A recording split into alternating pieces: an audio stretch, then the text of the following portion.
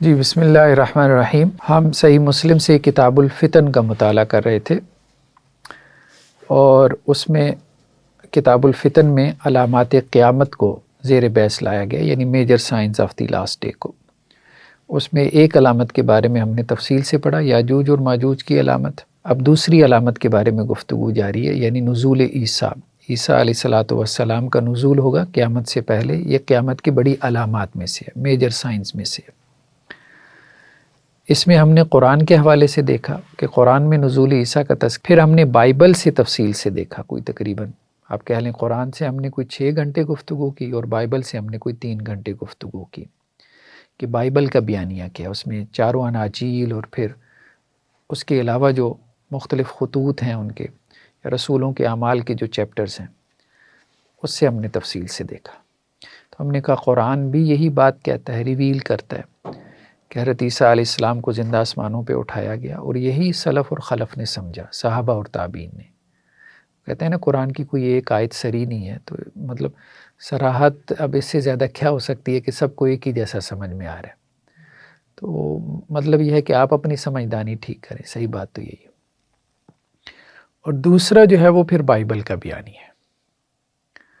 تو بائبل کا بیانیہ تو بہت ہی واضح ہے نا، وہ آپ یوں کہہ لیں کہ جی قرآن سے بھی زیادہ واضح ہے حضرت عیسیٰ علیہ السلام کے واپس آنے کے حوالے سے، کیونکہ وہاں جو ہے وہ چونکہ حضرت عیسیٰ علیہ السلام ہی مخاطب تھے، تو اس لیے وہاں بات زیادہ واضح انداز میں آ گئی۔ اب تیسرا ہے احادیث کا بیانیہ۔ تو قرآن کے حوالے سے غامدی صاحب کے جو شبہات تھے ان کو ہم نے ایڈریس کیا، بائبل کے حوالے سے ان کے شبہات تھے ان کو ہم نے ساتھ ساتھ ایڈریس کیا۔ تو ابھی احادیث کے حوالے سے جو غامدی صاحب کے شبہات ہیں ان کو بھی ہم ساتھ ساتھ ایڈریس کریں گے۔ ایک بات تو یہ ہے کہ اس حوالے سے جو احادیث ہیں وہ کافی زیادہ ہیں، یعنی متواتر درجے کی ہیں۔ اس میں ایک اچھی کتاب ہے، یہ کتاب جو ہے وہ بہرحال تھی تو عربی میں، لیکن ابھی آپ کو اس کا اردو ترجمہ بھی مل جائے گا، علامات قیامت اور نزول مسیح۔ ٹھیک ہے، تو نزول عیسیٰ کی 116 احادیث نبویہ کا نادر مجموعہ، 116 روایات ہیں اس میں، تو یہ تواتر درجے کی روایات ہیں، اور بیشتر علامات قیامت کی ایمان افروز تفصیلات۔ تو یہ انتخاب تھا بیسیکلی سید انور شاہ کاشمیری علیہ الرحمہ، یہ دیوبند کے بڑے شیوخ الحدیث میں سے ہیں، مولانا انور شاہ کاشمیری۔ تو حدیث میں ان کا کافی ماشاءاللہ سے مطالعہ ہے، بڑے علماء میں سے۔ تو ان کا اصل میں بیسیکلی انتخاب تھا، اس کو کتابی صورت دی مفتی شفیع صاحب نے، یہ ان کے شاگرد ہیں، مفتی شفیع صاحب جو تقی صاحب کے والد بھی ہیں، ان کو مفتی اعظم پاکستان کا لقب دیا گیا ہے، مطلب حنفی اسکول آف تھاٹ میں۔ تو یہ کتاب بیسیکلی 3 حصوں پر مشتمل ہے۔ انہوں نے کہا جی بنیادی حصہ دوم ہے، جو والد ماجد، یہ رفیع عثمانی صاحب کہہ رہے ہیں جو تقی صاحب کے بڑے بھائی ہیں، کہ والد ماجد حضرت مولانا مفتی محمد شفیع صاحب مدد اللہم نے اپنے شیخ امام عصر حجت الاسلام علامہ سید محمد انور شاہ کاشمیری رحمہ اللہ کی ہدایت کے مطابق تالیف فرمایا تھا۔ انتخاب ان کا تھا، انور شاہ کاشمیری کا، تالیف مفتی شفیع صاحب نے کی تھی، اور عربی میں یہ پبلش ہوا تھا التصریح بما تواتر فی نزول المسیح۔ نزول مسیح کی روایات میں جو تواتر ہے اس کے حوالے سے وضاحت۔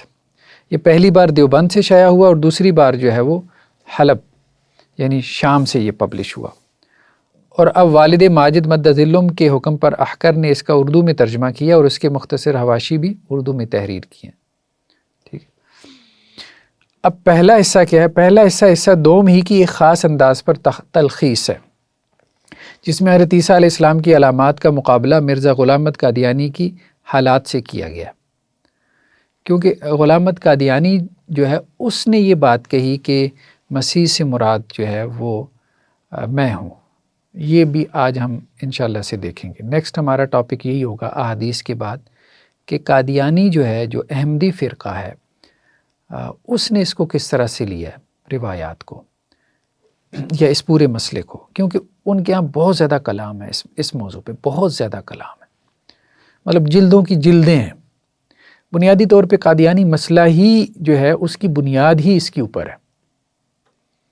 اگر یہ مسئلہ اڑ جائے نا تو پوری قادیانیت کی بنیاد اڑ جاتی ہے۔ تو اس لیے اس پہ انہوں نے بہت وقت لگایا، بہت صفحے کالے کیے. آج ہم اس کو دیکھیں گے انشاءاللہ سے. یہ حضرت والد ماجد مد ظلم نے اردو ہی میں تالیف فرمایا تھا اور کئی بار مسیح موعود کی پہچان کے نام سے الگ شائع ہو چکا. تیسرا حصہ علامات قیامت کے بارے میں احکر نے تالیف کی ہے. اس میں وہ تمام علامات قیامت ایک خاص انداز پر مرتب کی گئی ہیں جو حصہ دوم کی احادیث میں آئی ہیں. نیز علامات قیامت کے بعض اہم پہلوؤں پر قرآن و سنت کی روشنی میں تحقیق کی بحث کی گئی ہے. اب تینوں حصے پہلی بار جو ہے وہ یکجا کتابی شکل میں پبلش ہو رہے ہیں، علامات قیامت اور نزول مسیح کے نام سے. تو اس میں وہ پوری وہ بھی آ گئی. ٹھیک ہے، تو اس طرح سے انہوں نے جو ہے اس کتاب کو مرتب کیا. اب پہلا جو اس کا حصہ ہے نا، مسیحی موعود کی پہچان کیا ہے. حضرت عیسیٰ علیہ السلام اس سے مراد ہیں، عیسیٰ ابن مریم، یا اس سے مراد جو ہے یہ غلام احمد قادیانی ہے. ٹھیک ہے، تو یہ وہ ساری جو آیات ہیں، جو روایات ہیں، اس کو اپنے اوپر منطبق کرتے ہیں یہ حضرت جو ہے. ٹھیک ہے، حضرت عیسیٰ ابن مریم والی ساری روایات سے مراد، یعنی انکار نہیں کیا میں مراد ہوں دھکے سے میں مراد ہوں. وہ ہم دیکھیں گے کہ کیسے دھکا کیا. تو انہوں نے یہاں پہ اب اس کو نا واضح کیا، مطلب ایک آپ کہہ لیں کہ جی ٹیبل بنا کے نا، چارٹ بنا کے اس کو واضح کیا ہے، یعنی دونوں کا کمپیریزن کیا ہے نا، کہ علامات مسیح کا اجمالی نقشہ. مطلب قرآن اور حدیث میں کیا بات آتی ہے، عیسیٰ علیہ السلام ان کا نام ہوگا، جبکہ اس کا نام کیا ہے، غلام احمد. اچھا، وہ غلام احمد سے اپنے آپ کو عیسیٰ کیسے بناتا ہے، یہ بڑی سائنس ہے. ٹھیک ہے، پھر عیسیٰ علیہ السلام جو ہے وہ ابن مریم ہے. ٹھیک ہے، اور وہ اپنے آپ کو ابن مریم کیسے ثابت کرتا ہے، حالانکہ اس کی والدہ کا نام چراغ بی بی ہے. ٹھیک ہے، وہ کیسے ثابت کرتا ہے، اور یہ بھی ایک بڑی سائنس ہے، یہ ہم دیکھیں گے.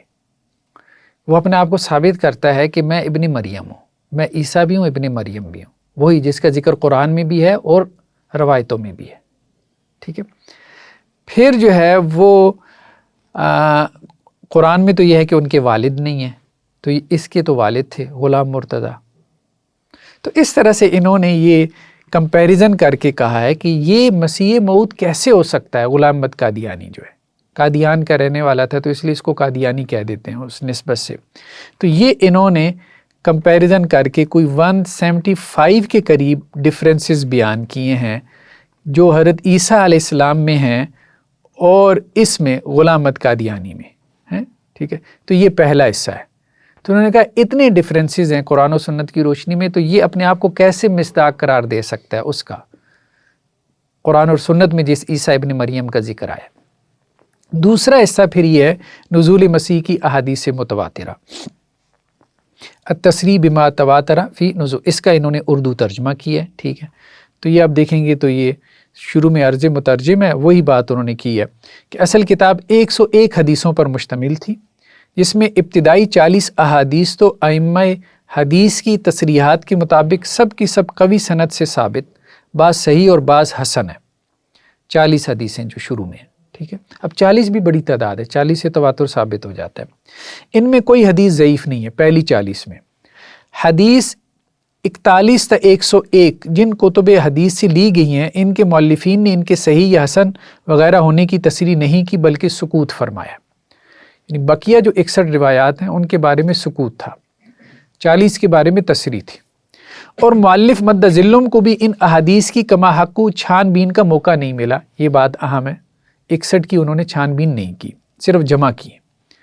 اس لیے ان احادیث کو مستقل عنوان کے ذریعے ممتاز کر دیا گیا تاکہ دوسرے علماء کرام ان کی تحقیق فرما سکیں. ٹھیک ہے، جب شیخ عبد الفتاح ابو غدہ دامت برکاتہم نے کتاب کا دوسرا ایڈیشن حلب سے شائع فرمایا تو دیگر تحقیقات کے ساتھ انہوں نے احادیث مرفوعہ کی حد تک یہ فریضہ بھی نہایت حسن و خوبی سے انجام دیا.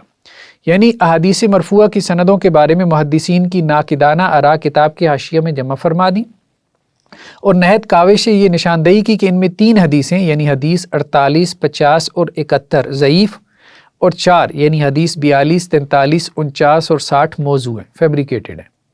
یعنی 7 حدیثیں اس میں سے نکل گئی، 3 ضعیف اور 4 موضوع. اس کی کچھ تفصیل احکر نے حدیث 41 سے ذرا پہلے اپنے حاشیہ میں بیان کی، اسے ضرور ملاحظہ فرمایا جائے. چلیں 7 نکل گئیں، ہو سکتا ہے 10-12 اور نکل جائیں، لیکن کہنے کا مقصد یہ ہے کہ وہ پھر بھی تواتر درجے کی روایات رہتی ہیں.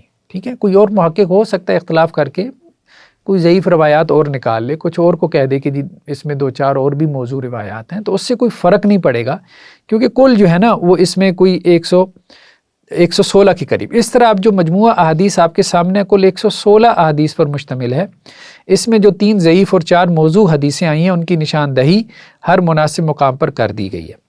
باقی 109 حدیثوں نے جو نزول عیسیٰ کے بارے میں قطعی طور پر متواتر ہیں، اس اجماعی عقیدہ کو ہر قسم کی تحریف اور تعویل سے ہمیشہ کے لیے مامون و محفوظ کر دیا۔ مطلب بڑا روایات کا ذخیرہ ہے، متواتر درجے کا ہے، ٹھیک ہے۔ تو ایک بات تو یہ ہے احادیث میں جو ہے وہ اس حوالے سے جو چیزیں آئی ہیں وہ اچھا۔ غامدی صاحب نے اب جو شبہات ڈالے، ایک شبہ تو غامدی صاحب نے یہ ڈالا کہ جی یہ جو روایتیں ہیں نا، اور یہ بیسیکلی غلام احمد قادیانی جو ہے نا اس نے بھی یہ شبہ ڈالا ہے کہ یہ روایتیں جو ہے نا وہ 150-200 سال بعد جو ہے وہ لکھی گئی ساری۔ اور غامدی صاحب نے ایک اور بات بھی کہی کہ یہ سب سے پہلے جو ہمیں ملتا ہے نا جس نے تذکرہ کیا اس روایت کا وہ امام مالک ہے۔ اب مثال کے طور پہ اب آپ دیکھیں یہاں پر امام مالک جو ہے نا ان سے یہ روایت ہمیں ملتی ہے کہ انہوں نے اس کا تذکرہ کیا ہے، اور امام مالک نے جب اس روایت کا تذکرہ کیا ہے تو امام مالک اس کو ایک خواب بناتے ہیں کہ آپ علیہ السلام نے ایک خواب دیکھا تھا، جیسے امام مالک کہتے ہیں نافع سے اور وہ عبداللہ بن عمر سے روایت کرتے ہیں کہ آپ علیہ السلام نے فرمایا کہ مجھے جو ہے وہ خواب میں دکھایا گیا کعبہ کے پاس کہ میں نے ایک شخص کو دیکھا۔ اچھا یہ روایت جو ہے نا صرف امام مالک نے اس کا تذکرہ نہیں کیا، اس کا تذکرہ امام بخاری نے بھی کیا ہے، ٹھیک ہے، امام بخاری نے بھی اس کا ذکر کیا ہے۔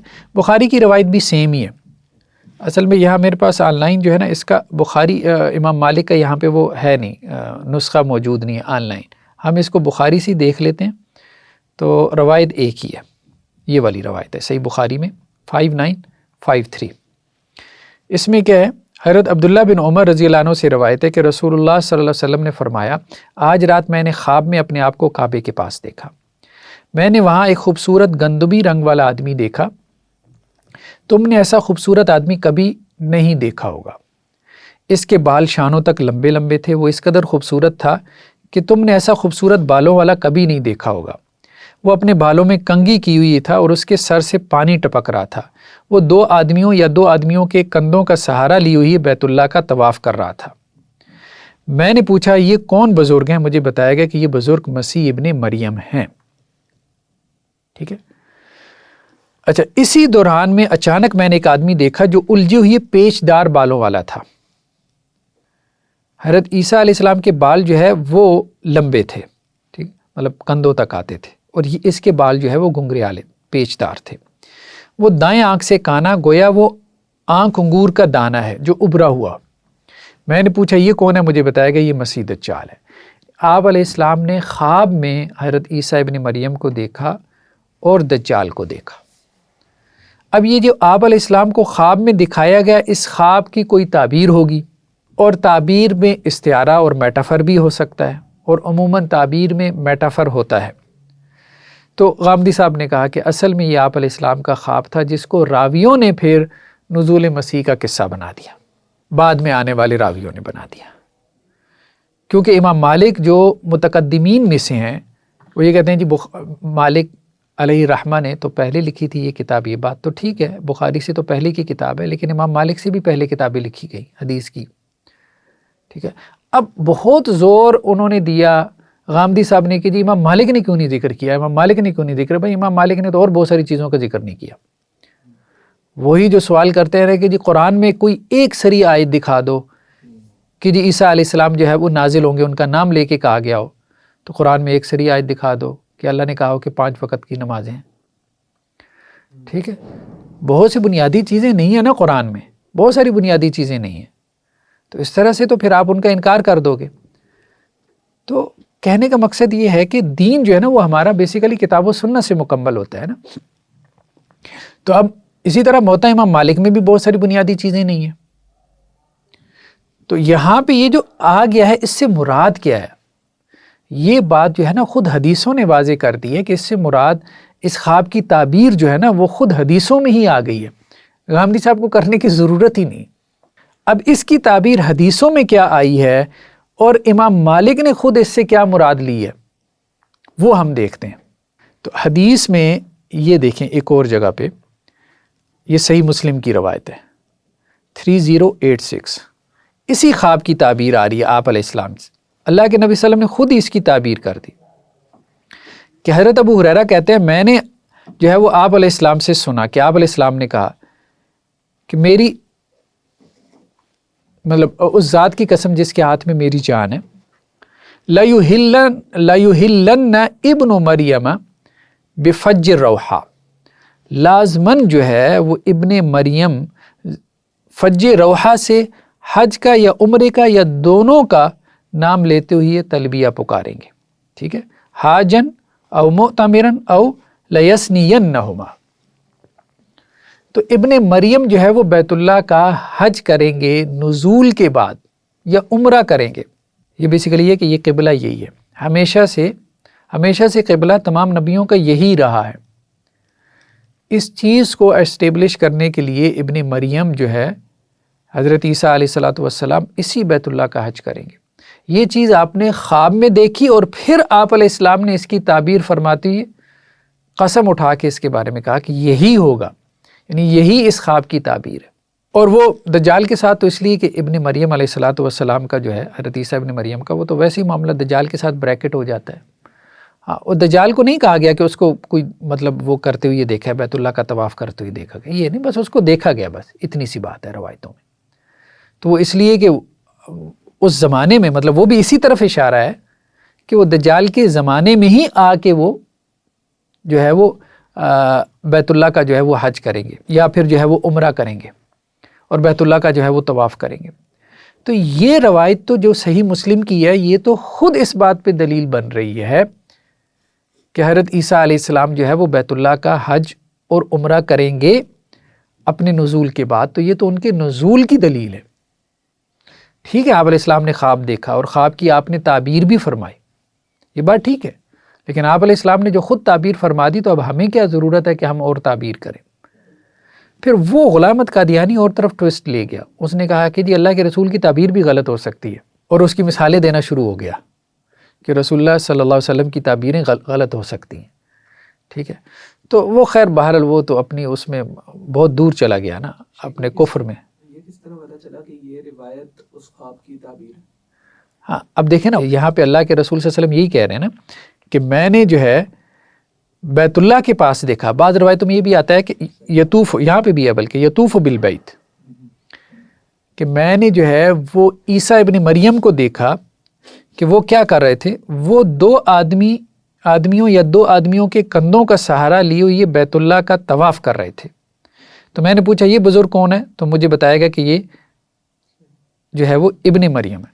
تو بیت اللہ کا طواف کر رہے تھے، وہی بات ہے نا، بیت اللہ کا طواف یا تو حج میں ہے یا عمرے میں ہے، اس کے علاوہ تو ہے کوئی نہیں۔ یعنی بیت اللہ کے طواف کی آپ علیہ السلام نے کیا تعبیر کی کہ وہ لازماً جو ہے نا وہ حج یا عمرے کے لیے احرام باندھیں گے۔ تو بات واضح، ویسے بھی واضح ہے، مطلب یہ آپ علیہ السلام کا فرمان نہ بھی ہوتا تو اس کی تعبیر واضح ہے کہ بیت اللہ کا طواف کرنا، آج بھی آپ میں سے کوئی خواب میں دیکھے کہ وہ بیت اللہ کا طواف کر رہا ہے تو اگلا بندہ اس کو یہی تعبیر بتائے گا کہ یار تمہیں حج یا عمرے کی سعادت نصیب ہوگی، یعنی ایک ظاہری تعبیر یہی بنتی ہے۔ تو آپ علیہ السلام نے اس کی یہی تعبیر کر دی، ٹھیک ہے، جو اس کے ظاہر کے مطابق تھی، اور اس پہ جو ہے وہ اللہ کے نبی صلی اللہ علیہ وسلم نے بلکہ اس کے اوپر جو ہے وہ قسم اٹھا کے یہ بات کہی، اس ذات اقدس کی قسم جس کے ہاتھ میں میری جان ہے کہ ابن مریم علیہ السلام، چلیں یہ تو انہوں نے درمیان میں وہ بریکٹ میں کر دیا نا زمین پر دوبارہ آنے کے بعد، بات ٹھیک ہے، ہاں معنی یہی بنتا ہے، ٹھیک ہے، لیکن انہوں نے بھی بریکٹ میں لکھا ہے، آپ اس کو نکال بھی دیں تو لٹرل میننگ تو یہی بنتے ہیں نا کہ آپ لا یحلن، مستقبل کا صیغہ ہے نا کہ عیسیٰ ابن مریم جو ہے وہ لازماً کیا کریں گے، حج یا عمرہ یا دونوں کا جو ہے وہ تلبیہ پکاریں گے، احرام باندھیں گے۔ احرام میں تلبیہ پکارنا بھی آ جاتا ہے، یہی روایت موطا کے اندر تھی، یہی روایت، ٹھیک ہے۔ اب اس کو ایک تو غامدی صاحب نے یہ مقدمہ بنایا کہ جی دیکھیں سب سے قدیم ترین جو حدیث کی کتاب ہے اس میں جو روایت ہے وہ نزول کی نہیں ہے، وہ آپ علیہ السلام کا ایک خواب ہے، تو بھائی وہ جو خواب ہے وہ بھی بیسیکلی نزول کا ہی ہے، وہ مستقبل میں حضرت عیسیٰ علیہ السلام کے طواف کرنے کی بات ہو رہی ہے، یعنی حج اور عمرہ کرنے کی بات ہو رہی ہے، آپ علیہ السلام نے خود اس کی تعبیر کر دی ہے، ٹھیک ہے۔ اچھا، دوسری بات یہ ہے کہ جب ہم دیکھتے ہیں امام مالک نے اس کی کیا تعبیر کی، کیا امام مالک نے کہ یہ رائے تھی؟ اب یہ غلام احمد قادیانی سے یہ بات لی گئی ہے، اصل میں غلام احمد قادیانی نے یہ دعویٰ کیا تھا کہ جی امام مالک کی یہ رائے تھی کہ امام مالک قائل نہیں تھے، تو غامدی صاحب بھی اس کو اسی طرف یہاں سے جو ہے وہ لے گئے۔ امام مالک نے یہاں تو تذکرہ نہیں کیا، اب ظاہر بات ہے امام مالک کے پاس ساری روایتیں تو نہیں نہ پہنچی، ساری روایتیں تو نہیں پہنچی ان کے پاس۔ اب یہاں دیکھیں یہ ہے بیسیکلی امام مالک کے شاگرد ہیں، براہ راست شاگرد ہیں یہ، اشہب بن عبد العزیز مصری، متوفہ 204 ہجری، 179 میں امام مالک کی وفات ہوئی ہے، ٹھیک ہے۔ تو یہ اسی روایت کو بیان کرتے ہی کہتے ہیں، یہ مدونہ بہت معروف کتاب ہے، مدونہ کئی ایک ہیں، ایک ابن القاسم کی روایت سے ہے مدونہ جو ہے، امام مالک کے شاگرد ابن القاسم بھی ہے، ایک جو ہے وہ اشہب کی روایت سے، اشہب بھی ان کے شاگردوں میں سے، ٹھیک ہے۔ اب اس میں اختلاف ہے کہ ابن القاسم کا مقام بڑا ہے یا اشہب کا مقام بڑا ہے، جیسے امام ابو حنیفہ کے شاگردوں میں قاضی ابو یوسف اور امام محمد ہیں، اسی طرح سے امام مالک کے معروف شاگردوں میں ابن القاسم اور یہ اشہب ہے، جن سے ان کی فقہ آگے نقل ہوئی ہے۔ تو یہ بیسیکلی جو ہے وہ کتاب الحج ہے، ٹھیک ہے۔ اشہب نے جو ہے وہ حج کے مسائل بیان کیے ہیں امام مالک سے، تو یہ پبلش ہو چکی ہے، اس میں یہی روایت ہے، ٹھیک ہے، یہی روایت جو ہے کہ ابن مریم جو ہیں وہ عیسیٰ ابن مریم وہ حج یا عمرے کے لیے جو ہے وہ تلبیہ کہیں گے، تو امام مالک نے کیا کہا، قال مالک، میری رائے یہ ہے، اراد فی رائی، میری رائے یہ ہے کہ وہ دونوں کریں گے، ہاں ان دونوں کو جمع کریں گے، یعنی اس روایت کے اوپر تبصرہ کرتے ہوئے امام مالک نے کہا کہ عیسیٰ ابن مریم، کیونکہ روایت میں تو یہ ہے نا کہ حج کریں گے یا عمرہ کریں گے یا دونوں کریں گے، تو اب وہ راوی کو مطلب بات واضح نہیں ہوئی، ٹھیک ہے، تو اب اس پہ امام مالک نے کہا کہ میری رائے ہے کہ وہ دونوں کریں گے، ٹھیک ہے۔ تو اب اس کا کیا مطلب ہے کہ امام مالک جو ہے وہ نزول کے قائل نہیں ہے، ٹھیک ہے۔ تو یہ بات بھی غلط ہے جو انہوں نے نکال لی کہ امام مالک قائل نہیں ہے، امام مالک نزول عیسیٰ کے قائل ہیں، ٹھیک ہے، ان کے شاگردوں نے براہ راست ان سے یہ بات بیان کی ہے۔ دوسری بات یہ ہے کہ جو قدیم ترین جو ہمارے پاس ذخائر پہنچے ہیں اس کے اپنا حدیث کے، اس میں مطلب جو کتابیں ہیں اس میں ایک قدیم ترین کتاب ہمارے پاس الجامع ہے معمر بن راشد کی۔ اب معمر بن راشد جو ہے یہ 96 سے 154، یعنی امام مالک کی وفات جو ہے وہ 179 میں ہوئی ہے، تو موتہ بعد میں لکھی گئی ہے، موتہ بعد میں لکھی، امام مالک نے اپنی آخر عمر میں موتہ مرتب کی تھی، ٹھیک ہے۔ تو یہ 154 میں فوت ہو چکے ہیں، امام مالک 179 میں، ٹھیک ہے، یعنی ان سے کوئی تقریباً جو ہے وہ آپ کہہ لیں کہ جی 30 بھی تقریباً 33 سال بعد، 33 سال بعد، تو امام مالک سے 33 سال پہلے ان کی وفات ہوئی، ٹھیک ہے۔ تو اب یہ جو ہے نا معمر بن راشد، انہوں نے جو ہے وہ روایتیں لے کر آئے ہیں نزول مسیح کی، امام جو ہے نا اس نے تابعین میں سے نہیں ہے، اگرچہ بعض لوگوں نے جو ہے یہ بات کہی ہے لیکن نہیں، تابعین میں سے نہیں ہے، ہاں، لیکن یہ ہے کہ امام مالک سے متقدم ہے۔ اور ان کی یہ جو ہے نا الجامع، یہ جو کتاب ہے یہ بیسیکلی ان کے شاگرد تھے عبد الرزاق صنعانی، یہ خود محدث ہیں اور ان کی بھی کتاب مصنف، تو عبد الرزاق صنعانی جو ہے انہوں نے یہ کتاب جو ہے الجامع اپنے استاذ کی بیان کی ہے۔ اب یہ ان کی کتاب کے ساتھ ہی پبلش ہوتی ہے، جس کی وجہ سے بعض لوگوں نے سمجھ لیا کہ یہ کوئی مستقل کتاب نہیں ہے، نہیں، یہ مستقل کتاب تھی، یہ اس کا ذکر جو ہے جیسے ابن عبد بر نے کی ہے استیاب میں، یہ مستقل کتاب تھی الجامع معمر بن راشد کی، ٹھیک ہے۔ ابن حجر نے اس کا ذکر کیا فتح الباری میں، ٹھیک ہے۔ اسی طرح اور اہل علم نے جو ہے فیض القدیر کے اندر جو ہے وہ علامہ مناوی نے اس کا تذکرہ کیا. اسی طرح جو ہے وہ بلکہ ذہبی نے تو یہاں تک کہا ہے کہ اس کی جو ہے سندیں ہمیں ملتی ہیں. ٹھیک ہے، یعنی اعتنا بھی اہل العلم سماع و اسمان، اہل علم نے اس کتاب کو پڑھ کے سنایا ہے اور سنا بھی ہے. وہ ہے نا، نے کہا تھا کہ جی کتابیں پڑھ کے سنی اور سنائی جاتی ہیں. ایک تو یہ ہے کہ اہل علم نے تذکرہ کیا اس کا، اہل علم نے اس کتاب کا تذکرہ کیا ہے کہ معمر بن راشد کی کتاب موجود تھی. دوسرا یہ ہے کہ اہل علم نے اس کتاب کو پڑھا اور پڑھایا ہے، یہ بھی اس بات کی دلیل ہے. اور تیسرا یہ ہے کہ جو بایوگرافیز کی کتابیں ہوتی ہیں اس میں بھی اس کا تذکرہ ملتا ہے. بایوگرافی کی کتابیں ہوتی ہیں نا پرانی، جیسے الرسالہ المستطرفہ، یہ پرانے زمانے میں لوگ یہ کرتے تھے. الفہرست ابن ندیم کی وہ نا فہارس بنایا کرتے تھے، انڈیکس کرتے تھے کہ اس موضوع پہ فلاں فلاں نے کتاب لکھی ہے. تو یہ پرانے زمانے سے چلی آ رہی ہیں فہارس جو ہے، انڈیکسیشن جو ہے یہ، تو ان میں بھی اس کتاب کا تذکرہ ہمیں ملتا ہے. تو یہ معمر بن راشد کی جو کتاب تھی الجامع، یہ ایک علیحدہ سے مستقل کتاب تھی. اب مصنف عبد الرزاق کے ساتھ پبلش ہوتی ہے، کیونکہ ان کے شاگرد یہ بھی تھے نا، عبد الرزاق سنانی بھی تھے، انہوں نے یہ پوری کتاب اپنے استاد سے سن کے پھر آگے نقل کی. لیکن یہ علیحدہ بھی جو ہے اس کے نسخے وغیرہ مل جاتے ہیں. جیسے دیکھیں نا، ابھی یہ ایک مخطوطہ ہے، میں دیکھ رہا تھا نیٹ کے اوپر پڑا ہوا تھا، ایک منٹ، یہ معمر بن راشد کا، یہ اس میں یہ چیپٹر ہے باب نزول عیسی ابن مریم.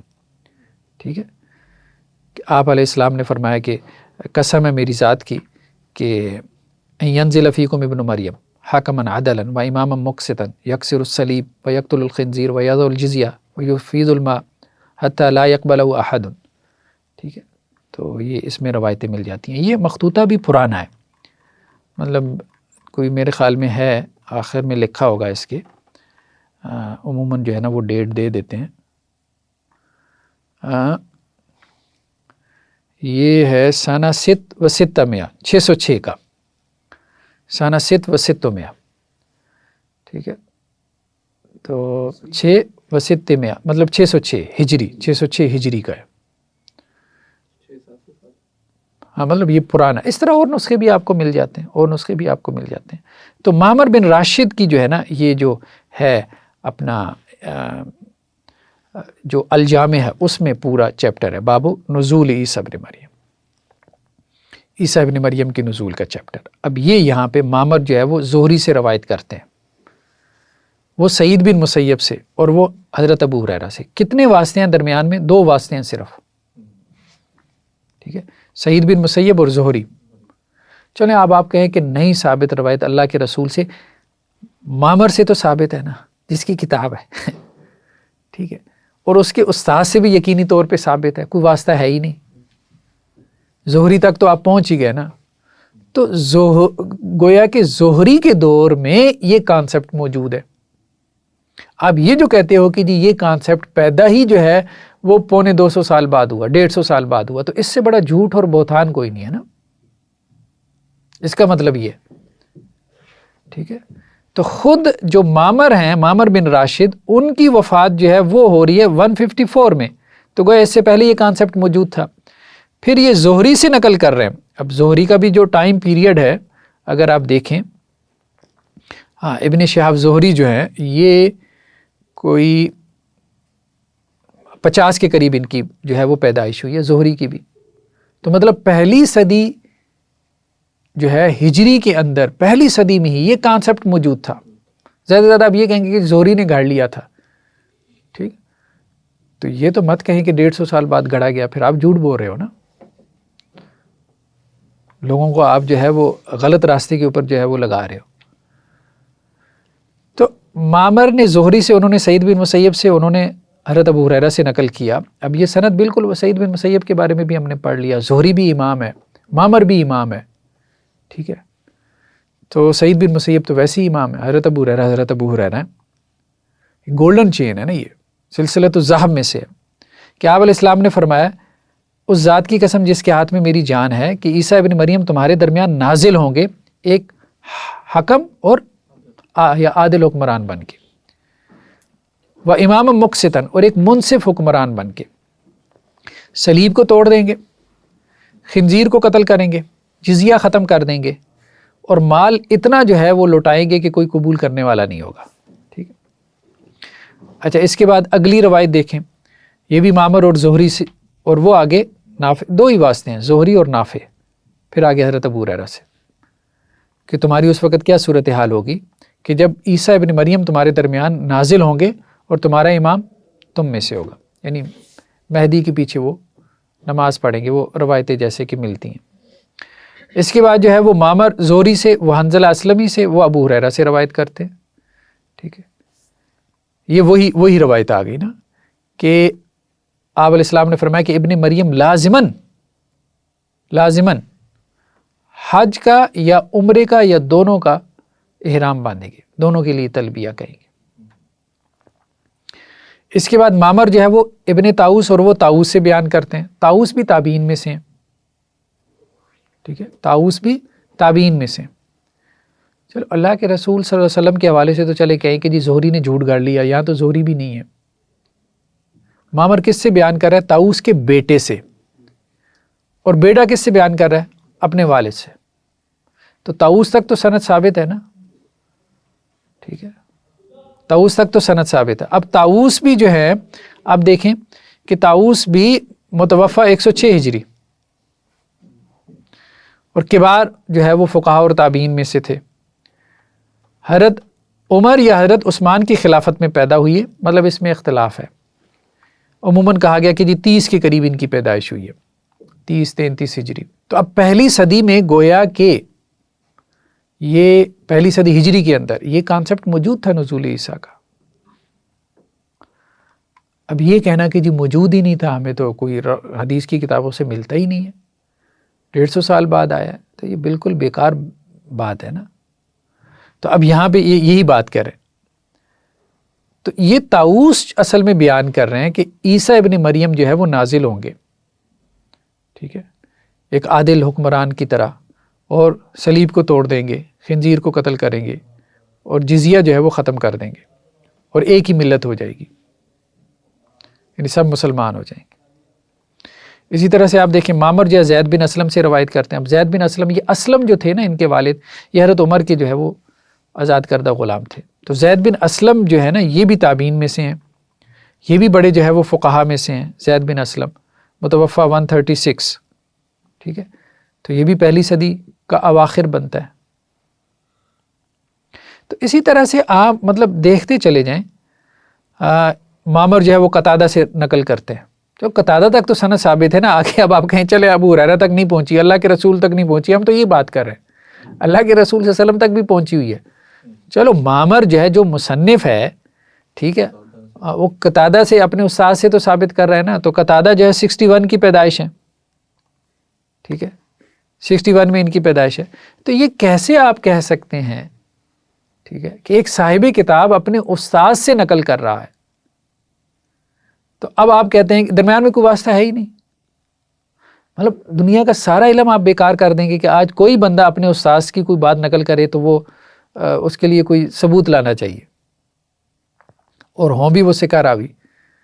اب جس طرح سے یہ مقدمہ بناتے ہیں کہ جی درمیان میں ایک چین انوالو ہو گئی، 2 4 5، چلو وہ ہم ہٹا دیتے ہیں، ٹھیک ہے، وہ اللہ کے رسول صلی اللہ علیہ وسلم تک تو چلو چین جاری ہے، 2 4 انوال ہو رہے ہیں، ہم تو یہ کہہ رہے ہیں کہ شاگرد استاد ہے، بس وہ استاذ کو نکالو تو وہ پہلی صدی ہجری بنتی ہے، تو پہلی صدی ہجری میں جو ہے وہ کانسیپٹ سارے موجود ہیں، یہ بات ہم کر رہے ہیں۔ تو یہ بات جو ہے ان کی بہت، اسی طرح یزید بن اسم سے یہ روایت کرتے ہیں، ٹھیک ہے، معمر جو ہے جعفر بن برقان سے، اور وہ یزید بن اسم سے۔ یزید بن اسم جو ہے اس کو بھی آپ نکالیں تو یہ بھی جو ہے، یا جعفر بن برقان جو ہے یہ متوفی 154، ٹھیک ہے، یزید بن اسم کو بھی نکالیں تو یہ اس کے بھی جو ہے وہ تقریباً 101 میں اس کی جو ہے وہ وفات ہوئی ہے۔ تو کہنے کا مقصد یہ کہ اتنے اقوال آپ کو مل جاتے ہیں کہ جس کے بعد یہ بات کہنا تو بالکل بعید اس قیاس ہو جاتا ہے کہ جی پہلی صدی ہجری میں کوئی ایسا کانسیپٹ موجود نہیں تھا، لوگوں نے کوئی 150 پونے 200 سال بعد یہ بات گھڑی ہے۔ تواتر کے ساتھ پہلی صدی ہجری میں ہی یہ کانسیپٹ موجود تھا، تواتر کے ساتھ۔ وہ سندیں یہ ثابت کرتی ہیں، سندیں کیسے یہ ثابت کرتی ہیں، تھوڑا سا آپ غور کریں، جو بیان کرنے والا ہے صاحب کتاب اور اس کا استاذ، کم از کم یہ تو ثابت ہوتا ہے وہ بیٹھی ہوئی ہے پہلی صدی جو ہے وہ ہجری کے اواخر میں، یعنی اس کے سیکنڈ نصف کے اندر۔ اسی طرح یہ مسند طیالسی ہے. اب دیکھیں نا یہ صرف یہ نہیں بیان کر رہے زہری سے، معمر نہیں صرف بیان کر رہے. اب آپ کہیں کہ جی معمر نے جو ہے نا وہ زہری کے اوپر جھوٹ گھڑا، ٹھیک ہے. یہ مسند طیالسی میں کیا زہری سے پھر زما بیان کر رہے ہیں، اس سے ابو داؤد طیالسی یہ خود ان کی اپنی کتاب ہے، وہ بھی ایک واسطے سے زہری سے بیان کر رہے ہیں. اچھا پھر زہری کو ہدف تنقید بنا لیتے ہیں. مطلب یہ کہ زہری کو آپ ہدف تنقید بنا لیں. زہری 50 کے قریب کی پیدائش ہے. یہ آپ کو ضرور ماننا پڑے گا کہ پہلی صدی ہجری کے اواخر میں یہ کانسیپٹ تھا. پہلی صدی ہجری میں ہی صحابہ کے زمانے میں ہی یہ کانسیپٹ پیدا ہو گیا تھا. زہری صحابہ کے زمانے کا ہی ہے، تابعین میں سے. پھر آپ کو یہ ماننا پڑے گا کہ یہ گھڑا گیا ہے تو صحابہ کے زمانے میں ہی گھڑا گیا. پھر یہ 150-200 صدیوں والا چکر چلانا چھوڑ دیں، یہ جھوٹ بولنا چھوڑ دیں. سر یہ تو ہم پڑھ رہے ہیں کہ دلائل ہیں حضرت عیسیٰ علیہ السلام کے نزول کے. ہاں تو غامدی صاحب لوگ یہ بیان کرتے ہیں کہ یہ گھڑا گیا اور اب یہ آ کے تردید کرتے ہیں. کیا اس زمانے میں بھی کوئی تردید کے یہ کوئی دلائل دیتے ہیں؟ نہیں کوئی ان کے پاس دلیل ہی نہیں ہے، کوئی دلیل نہیں ہے. ہاں اب ہاں اس میں انہوں نے یہ کر لیا کہ جی ان کو غلطی لگ گئی، اصل میں خواب تھا. تو خواب کو لوگوں نے، عجیب بات ہے یار، یہ خواب کو لوگوں نے یہ بنا لیا، پوری کہانی بنا لی ایک خواب سے. اور تو کسی خواب سے کہانی نہیں بنی، اور اس سے جو ہے وہ سب کوئی وہ کہانی پھر سوج بھی گئی. تو یہ بالکل غلط بات ہے نا، غلط بات ہے. ہم یہ کہہ رہے ہیں کہ امام مالک جو اس کو خواب بیان کر رہے ہیں اس سے پہلے نزول کی روایتیں موجود ہیں معمر بن راشد کے ہاں. اس سے پہلے ہم نے تفسیر میں بھی دیکھا تھا صحابہ اور تابعین کے ہاں موجود ہیں تفسیر کے ڈسپلن میں. اوپر جو مرکزی روایت ہے وہ ابو ہریرہ رضی اللہ عنہ سے، تو اس کے علاوہ بھی اور صحابہ، ہاں دسیوں صحابہ سے نزول مسیح کی روایتیں. وہ اب دیکھیں نا 113 کے قریب جو انہوں نے جمع کی ہیں، 116 روایتیں جو ہے وہ انہوں نے جمع کی ہیں. جی یہ جو پہلے ہم پڑھے تھے عبدالرزاق کا نام آتا ہے، یہ مصنف عبدالرزاق والے محدث ہیں بڑے عبدالرزاق. ایک تو بہت مشہور کتابیں ہیں، تو پھر وہ کیسے کہتے ہیں کہ امام مالک کی کتاب سب سے پرانی موجود ہے، حالانکہ ہمیں ثبوت بڑے آسانی سے مل رہے ہیں. جامع بھی آپ مشہور کتابیں ہیں، وہ ایسے کیوں مطلب کہتے ہیں کہ سب سے پرانی 150 سال والی ہے؟ اصل میں بات یہ ہے نا کہ اس کو پھر وہ تعویل کرتے ہیں. تعویل یہ کرتے ہیں، مطلب یہ شبہ پیدا کر دیتے ہیں کہ جی جو عبدالرزاق ہے نا، بیسیکلی یہ مصنف عبدالرزاق کا ایک چیپٹر ہے، یہ علیحدہ کتاب نہیں ہے. اور مصنف عبدالرزاق والے متاخر ہیں امام مالک سے. اب وہ شاگرد ہے نا معمر بن راشد کے. اب بات سمجھ رہے ہیں؟ اب دیکھیں کتاب اگر کسی نے نقل کرنی ہے، ضروری تو نہیں کہ جی ابھی ہم نے جو نسخے وغیرہ، اصل میں یہ لوگ ان کو یہ بھی نہیں معلوم کہ مینوسکرپٹس نقل کس طرح سے ہوتے ہیں. بعض اوقات یہ ہوتا ہے کہ وہ مینوسکرپٹ جو خود استاذ کا ہوتا ہے اس سے آگے شاگرد نقل کرتا ہے، بعض اوقات اس کا شاگرد کا شاگرد نقل کرتا ہے، بعض اوقات شاگرد کے شاگرد کا شاگرد نقل کرتا ہے. اس سے کیا فرق پڑتا ہے؟ تو اصل میں چونکہ شاگرد بھی یہاں صاحب کتاب تھا، تو انہوں نے کہا کہ جی نہیں، اصل میں یہ ایک چیپٹر ہے اس کا اپنا مصنف عبدالرزاق کا، حالانکہ وہ علیحدہ سے موجود ہے، اور لوگوں نے بھی اس کو روایت اور نقل کیا. لیکن چونکہ شاگرد خود اتنے بڑے تھے تو اس لیے وہ معروف ہو گیا. یہ تو بلکہ ایک اضافی جو ہے وہ وٹنس بن جاتا ہے کہ مصنف عبدالرزاق کے ایک اتنے بڑے محدث نے وہ پوری کتاب بعینی ہی نقل کر دی. یہ ایسی ہے جیسے صحیفہ حمام بن منبہ پورا آپ کو بخاری میں بھی مل گیا، مسند احمد میں بھی مل گیا. تو یہ تو ایک اضافی شہادت ہو گئی نا کہ حمام بن منبہ کا جو صحیفہ ہے وہ موجود تھا اور اتھینٹک ہے. تو مصنف عبدالرزاق والے نے اپنی کتاب کے آخر میں اس کو ایک چیپٹر کے طور پہ لے آئے علیحدہ کہ یہ میرے استاذ کی روایتیں. تو لے آئے تو اس سے کیا فرق پڑتا ہے؟ اس سے کیا یہ انکار ہو جاتا ہے کہ ان کے استاذ کی یہ کتاب نہیں؟ اس سے تو ایک اضافی ثبوت ثابت ہوتا ہے کہ یہ ان کے استاد ہی کی کتاب ہے کہ وہ بھی اس کو لے آئے. سب سے پہلے الفاظ میں انکار کس نے کیا ہے نزول عیسیٰ کا؟ ان کے الفاظ میں جس طرح غامدی صاحب انکار کرتے ہیں، مصریوں نے آ کے نزول عیسیٰ کا کسی نے بھی نہیں انکار کیا. یہ بھی ایک بات غلط طور پہ امام مالک کی طرف منسوب کی جاتی ہے، وہ غلامت قادیانی نے کی ہے. آج ہم اس کو دیکھیں گے. کسی نے بھی نہیں انکار کی. ہاں ابن حزم علیہ رحمہ سے صرف اتنا منقول ہے، وہ یہ کہتے ہیں کہ وفات دی گئی حضرت عیسیٰ علیہ السلام کو، پھر اوپر اٹھا لیا گیا، لیکن وہ بھی نزول کے قائل ہے روایتوں کی بنیاد پہ. یہ مصریوں نے آ کے یہ کام کیا. جب ہم نے کہا تھا نا یہ کالونیز بنا لی گئیں، یہ سارا کچھ، اور یہ ہوا، اور پھر اس وقت نئی انٹرپریٹیشن کی بات آئی تو پھر یہ کام ہوا. اچھا ایک تو ہم نے کہا تھا تفسیر کے آپ طریق سے آتے ہیں، اور وہ ہم تفصیل سے آئے. وہاں پہ آپ کو صحابہ کی، تابعین کی تفسیریں ملتی ہیں کہ وہ تبری وغیرہ بھری پڑی ہیں، یا تفسیر بالمعصور کی کتابیں، کہ وہ قرآن سے یہ ثابت کرتے ہیں، حضرت ابو ہریرہ، عبداللہ بن عباس وغیرہ یہ سارے، کہ جی نزول مسیح ہے، قرآن سے ثابت کرتے ہیں. ٹھیک ہے. دوسرا جو ہے وہ حدیث کی کتابوں سے، ابھی ہم نے دیکھ لیا الجامع آگے جیسے معمر بن راشد کی جو کتاب ہے. تیسرا اور ڈسپلن میں بھی آپ چلے جائیں. مثال کے طور پہ ایک ڈسپلن ہمارے ہاں رہا ہے زہد و رقاق کا، یعنی اخلاقیات سے متعلقہ کتابیں، وعظ و نصیحت سے متعلقہ کتابیں مرتب کی گئیں. جیسے تفسیر کی کتابیں ایک علیحدہ ڈسپلن تھا، حدیث کی علیحدہ تھیں، جرح و تعدیل کا علیحدہ تھا، یہ رقاق والا علیحدہ تھا، تاریخ والا علیحدہ تھا، سیرت والا علیحدہ تھا، پھر لغت والا ڈسپلن علیحدہ تھا، پھر عقیدے والا ڈسپلن علیحدہ تھا. تو مختلف ڈسپلن، صرف نحو کی کتابیں علیحدہ سے مرتب ہوئیں. تو مختلف ڈسپلن جو ہے وہ وقت کے ساتھ مرج ہوئے، اور لوگوں نے اس میں امہات الکتب لکھی اور وہ بانی قرار پائے. تو ایک زہد الرقاق کا ڈسپلن ہے. یہ اب جو ہے نا عبداللہ بن مبارک بڑے محدث میں ہیں، متوفہ 181 یعنی 179 میں امام مالک کی وفات ہوئی، اور 181 میں 2 سال بعد ان کی وفات ہے، عبداللہ بن مبارک علیہ رحمہ کی. ان کی کتاب ہے الزہد والرقائق. ٹھیک ہے.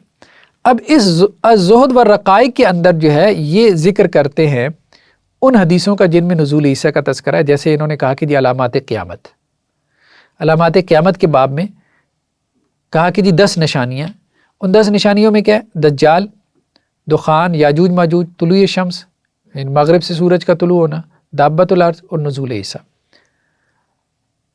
تو امام مالک کے کنٹمپریری تو موجود ہے چیزیں. اب آپ کہہ رہے ہیں کہ جی نہیں، امام مالک کے زمانے میں تو یہ کانسیپٹ تھا ہی نہیں نا، وہاں تو صرف ایک خواب ہی تھا. یہ نزول مسیح کا کانسیپٹ تو بعد میں گڑا گیا، مطلب ایک ارتقائی مراحل بنانے کی کوشش کرتے ہیں غامدی صاحب. تو کیسے ارتقائی مرحلہ بنے؟ امام مالک سے پہلے نزول مسیح موجود ہے، تفسیر کے مادے سے آئیں، حدیث کے مادے سے آئیں، ٹھیک ہے، کسی بھی مادے سے آئیں. اچھا اس کے علاوہ اگر آپ دیکھیں، خیر سیرت کی کتابوں میں بھی ذکر ہے، لیکن بہرحال یہ روایتیں جو ہے نا اس طرح سے مطلب وہ ٹھیک نہیں ہے. ہاں یہ فقہ اکبر، فقہ اکبر جو ہے یہ امام ابو حنیفہ علیہ رحمہ کی طرف منسوب ہے. یہ بیسیکلی جو ہے وہ عقیدے کی کتاب ہے. یہ ایک واحد چھوٹی سی کتاب ہے، کتاب چاہے جو امام صاحب کی طرف منسوب کیا جاتا ہے. ٹھیک ہے. اور اس کی شروحات بھی لکھی بعض جو ہے وہ حنفی فقہاء نے، جیسے ملا علی القاری نے شرح لکھی فقہ اکبر کی. ٹھیک. تو متوفہ 150 یہ بھی امام مالک سے متقدم ہے، امام ابو حنیفہ علیہ رحمہ. تو یہ جو بنیادی عقائد کا جب ذکر کرتے ہیں تو وہ یہ کہتے ہیں اشراط الساعہ. ٹھیک ہے. اشراط الساعہ میں وہ ذکر کرتے ہیں دجال کا خروج، یاجوج ماجوج، مغرب سے سورج کا طلوع ہونا، اور نزول عیسیٰ کہاں سے؟ من السماء، آسمان سے. عقائد کی کتابیں اس دور میں جو مرتب کی جا رہی تھی، جو رسائل لکھی جا رہے تھے، ان میں نزول عیسیٰ کا تذکرہ ہے، جو امام مالک سے پہلے لکھی جا رہی ہیں، موطا سے. اور تو اور آپ دیکھیں لغت کی کتابوں میں آپ کو مل جاتا ہے. یہ کتاب العین ہے، یہ بنیادی کتاب ہے لغت کی امام خلیل کی. ٹھیک ہے. امام خلیل جو ہے نا متوفہ 170 ہجری، یعنی یہ امام مالک سے بھی پہلے فوت ہوئی ہے، یہ متوفہ 170 ہجری. ٹھیک ہے. کتاب العین. اب اس میں ایسی ایک مادہ آ گیا نا تو یہ مسحا کا، اس سے لفظ مسیح بنا. ٹھیک ہے. والمسیح عیسیٰ ابن مریم. ٹھیک ہے. اچھا تورات میں ان کو مسیحا کہتے ہیں. اچھا اور یہ بات انہوں نے کہا جی مسیح جو ہے وہ کیا کرے گا؟ مسیحا کو قتل کرے گا. مسیحا کو قتل کرے گا، یہ ایک محاورہ ہے. تو اس سے مراد کیا ہے؟ یعنی عیسیٰ یقتل الدجال، عیسیٰ علیہ السلام جو ہے وہ کیا کرے گے؟ دجال کو. یعنی کانسیپٹ موجود ہے تبھی تو آ رہا ہے. آپ نے لغت کی کتاب میں کیسے ڈھونڈا ہے؟ ہیں. آپ نے لغت کی کتاب میں کیسے مطلب یہی کہ اس کو مطلب ڈالا نا، مطلب ہاں الدجال کر کے یا مسیح کر کے یا تو لیکن وہ پھر نہیں، وہ ساری لغت کی کتابیں نہیں، جو متقدمین کی کتابیں ہوتی ہیں نا وہ آپ سلیکٹ کر کے، یہاں ایک آپشن ہوتی ہے، آپ یہاں جائیں نا، یہ شاملہ، اگر یہاں سے یہ نظر آ رہا ہے نا کرسر، ہاں یہاں سے آپ جائیں، یہ سرچ کی آپشن ہے، ٹھیک ہے. اب یہاں مثال کے طور پہ آپ نے عقیدہ کی کتابوں میں سے، یہ عقیدہ کی کتابیں آ گئی، ٹھیک ہے. اب یہ ساتھ میں ایک ترتیب سے آپ کو بتا رہا ہے، الفقہ الابسط، الفقہ الاکبر، ون متوفا یعنی رائٹر جو ہے اس کا سن کیا، آپ بات سمجھ رہے ہیں نا، کتاب الاسنام. تو یہاں سے آپ صرف 2 کلک کر لیں بس، باقی نہیں، باقی اسی ترتیب سے ہیں، آپ بات سمجھ رہے ہیں نا، تاریخی آرڈر سے ہیں. یہ کوئی بھی آپ لے لیں، مثال کے طور پہ اب میں اگر جاتا ہوں یہاں علوم لغہ میں، یہ لغت کی تھی نا، یہ کتب اللغہ. اب کتب اللغہ میں یہ اچھا، یہ کتب اللغہ میں یہ پہلی جو لے کے آ رہا ہے 215 کی، معجم میں چلا جاتا ہوں، کتاب العین، یہ میں نے 170 کی، یعنی پہلی جو صدی عیسوی یا دوسری صدی عیسوی کی جو کتابیں لکھی گئی ہیں نا، تو میں وہ کیا کرتا ہوں، ہر ڈسپلن میں اس کو میں یہ کتب سنہ میں چلا گیا. حسن بصری کی کتاب فضائل مکہ، اب اس کو سلیکٹ کر لیا، یہ 110 سے پہلے لکھی گئی نا، مطلب متوفہ 110، ٹھیک ہے. تو اب یہ یہاں پہ ہو گیا، اب یہاں لفظ لکھ لیا وہ اور اس کو سرچ مار دی، تو اب وہ ان کتابوں کے ریزلٹس نکال دے گا. اب آپ سمجھ یہ اس طرح سے. اسی طرح آپ تفسیر میں جائیں گے مثال کے طور پہ، تو یہ تفسیر مجاہد آ گئی، اس کو سلیکٹ کریں، مقاتل کی آ گئی، ٹھیک ہے، سفیان ثوری کی آ گئی، ابن وہب کی آ گئی. اب آپ یہاں سے اس کو لکھ کے اس کو سرچ کر لیں، یہ اس نے سلیکٹ کر لیا کہ انہی کتابوں کے ریزلٹس دکھائے گا، ٹھیک ہے. اب اگر آپ یہ لکھیں نا مسیح، ٹھیک ہے، چلے یہ تو ابھی میں اس میں لکھ رہا ہوں نا، ابھی انگریزی ہو گئی ہے.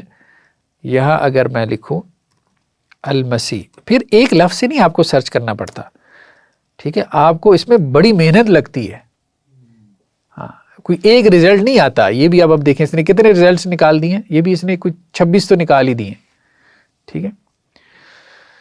تو وہ پھر آپ کو ایک ایک رزلٹ چیک کرنا پڑتا ہے، پھر آپ کو عیسیٰ ابن مریم سے، پھر آپ کو دجال سے، کہیں کسی لفظ سے کوئی چیز ملتی ہے، پھر یہ وہ جیسے کہتے ہیں پرومپٹ انجینئرنگ. تو یہ بھی بڑا ہے کہ سرچ کا جو لفظ ہے نا وہ آپ نے کون سا ڈالنا ہے. یہ ایک فن ہے، یہ ایک آرٹ ہے، یہ وقت کے ساتھ انسان کو بات جو ہے وہ سمجھ میں آتی ہے. خیر بہرحال ابھی ہمارا یہ موضوع نہیں ہے، لیکن اتنا ہے کہ ہم یہ کہہ رہے تھے کہ جی کتاب العین میں اب اس طرح مطلب تفسیر کے ڈسپلن میں، لغت کے ڈسپلن میں، اور ابھی تو آپ کو فقہ کے ڈسپلن میں بھی دکھا دیا نا، وہ اشب کی جو روایت تھی امام مالک سے، فقہ کے ڈسپلن میں یہ موجود ہے بنیادی مصادر میں، ٹھیک ہے، تفسیر کے ڈسپلن میں یہ موجود ہے، لغت کے ڈسپلن میں یہ موجود ہے، عقیدے کے ڈسپلن میں یہ موجود ہے، حدیث کے ڈسپلن میں یہ موجود ہے. آپ مطلب اب آپ کو اور کیا چاہیے؟ مطلب جو بھی سائنسز مدون ہوئی، اسلامک سائنسز، سب میں یہ کانسیپٹ آ گیا، اپنے اپنے کنٹیکس میں آیا. وہ کوئی لغت والا کوئی روایتیں تھوڑی بیان کر رہا تھا، مجھے بتائیں، اس کا موضوع روایت تھا ہی نہیں، اس کا موضوع ایک لفظ تھا مسحا. اس کو جو ہے وہ واضح کرتے کرتے اس نے مسیح کو بھی اور مسیحا کو بھی اس نے کہا ایک مسیح ہے ایک مسیح ہے، دونوں میں فرق ہے، مسیح سے مراد عیسیٰ ہے، مسیحا سے مراد دجال ہے، جیسا کہ یہ محاورہ معروف ہے. وہ محاورہ کہاں سے آ گیا؟ ٹھیک ہے. تو کہنے کا مقصد یہ ہے کہ یہ چیز جو ہے نا دیکھنے کی ضرورت ہے. تو ایک تو یہ بات ہے کہ غامدی صاحب کا یہ جو سٹینڈ ہے نا کہ یہ پہلی صدی ہجری کے اندر کوئی کانسیپٹ موجود نہیں تھا روایتوں کے اندر نزول مسیح کا، تو یہ بالکل غلط بنیادوں کے اوپر کھڑا ہے. ہم تو یہ کہہ رہے ہیں کہ حدیثوں کے اندر کیا ہر ڈسپلن میں موجود تھا، ہر اسلامک سائنس کے اندر یہ کانسیپٹ موجود تھا، عقیدہ، لغت کے اندر، تفسیر کے اندر، حدیث کے اندر. دوسرا جو انہوں نے یہ کہا کہ جی چونکہ یہ خواب ہے آپ علیہ السلام کا، اس کی تعبیر ہوگی، تو ہم یہ کہہ رہے ہیں تعبیر تو اللہ کے رسول نے خود کر دی ہے، ٹھیک ہے، کہ وہ حج اور عمرہ کریں گے. اب آپ بتا دیں وہ حج اور عمرہ کب کریں گے، اور آپ علیہ السلام نے کہا کہ مستقبل میں کریں گے. تو اب آپ بتا دیں اس کا کیا مطلب ہے. تو یہ بات ہے. تیسرا جو ہے اگر ہم اس کی طرف آئے نا، غامدی صاحب نے ایک اشکال پیدا کیا. وہ اشکال انہوں نے پیدا کیا صحیح مسلم کی روایت سے، اور اب وہ یہ کہتے ہیں کہ جی یہ واقعہ جو ہے نا یہ ہم کیسے مان لیں. یہ صحیح مسلم کی روایت ہے، 7465 حضرت ابو ہریرہ سے روایت ہے کہ رسول اللہ صلی اللہ علیہ وسلم نے فرمایا قیامت قائم نہیں ہوگی یہاں تک کہ رومی یعنی عیسائی، رومیوں سے مراد عیسائی ہوتے ہیں، ٹھیک ہے، آماک یہ شام میں حلب اور انطاکیہ کے درمیان ایک پرفضا علاقہ جو دابق شہر سے متصل واقع ہے یا دابق میں اتریں۔ آماک اور دابق جو ہے نا یہ دونوں قریب قریب ہی ہیں، قریب قریب دونوں شہر آج بھی موجود ہیں، دابق شہر آج بھی موجود ہے، ٹھیک ہے۔ تو یہاں پہ جو ہے رومی اپنا پڑاؤ ڈالیں گے شام میں، سیریا موجودہ جو سیریا ہے اس میں۔ پھر کیا ہوگا؟ ان کے فیخرج الیہم جیش من المدینہ، مدینہ سے ایک لشکر نکلے گا۔ مدینہ سے مراد مدینہ منورہ ہے یا کوئی بھی شہر ہے، عام طور پہ اس کی تشریح کی گئی ہے دمشق، اور یہی بات بہتر معلوم ہوتی ہے کیونکہ یہ آماک اور دابق ہاں مطلب شام کے اندر ہے نا، تو دمشق کی مراد ہے، اور روایتوں سے اس کی وضاحت بھی ہوتی ہے۔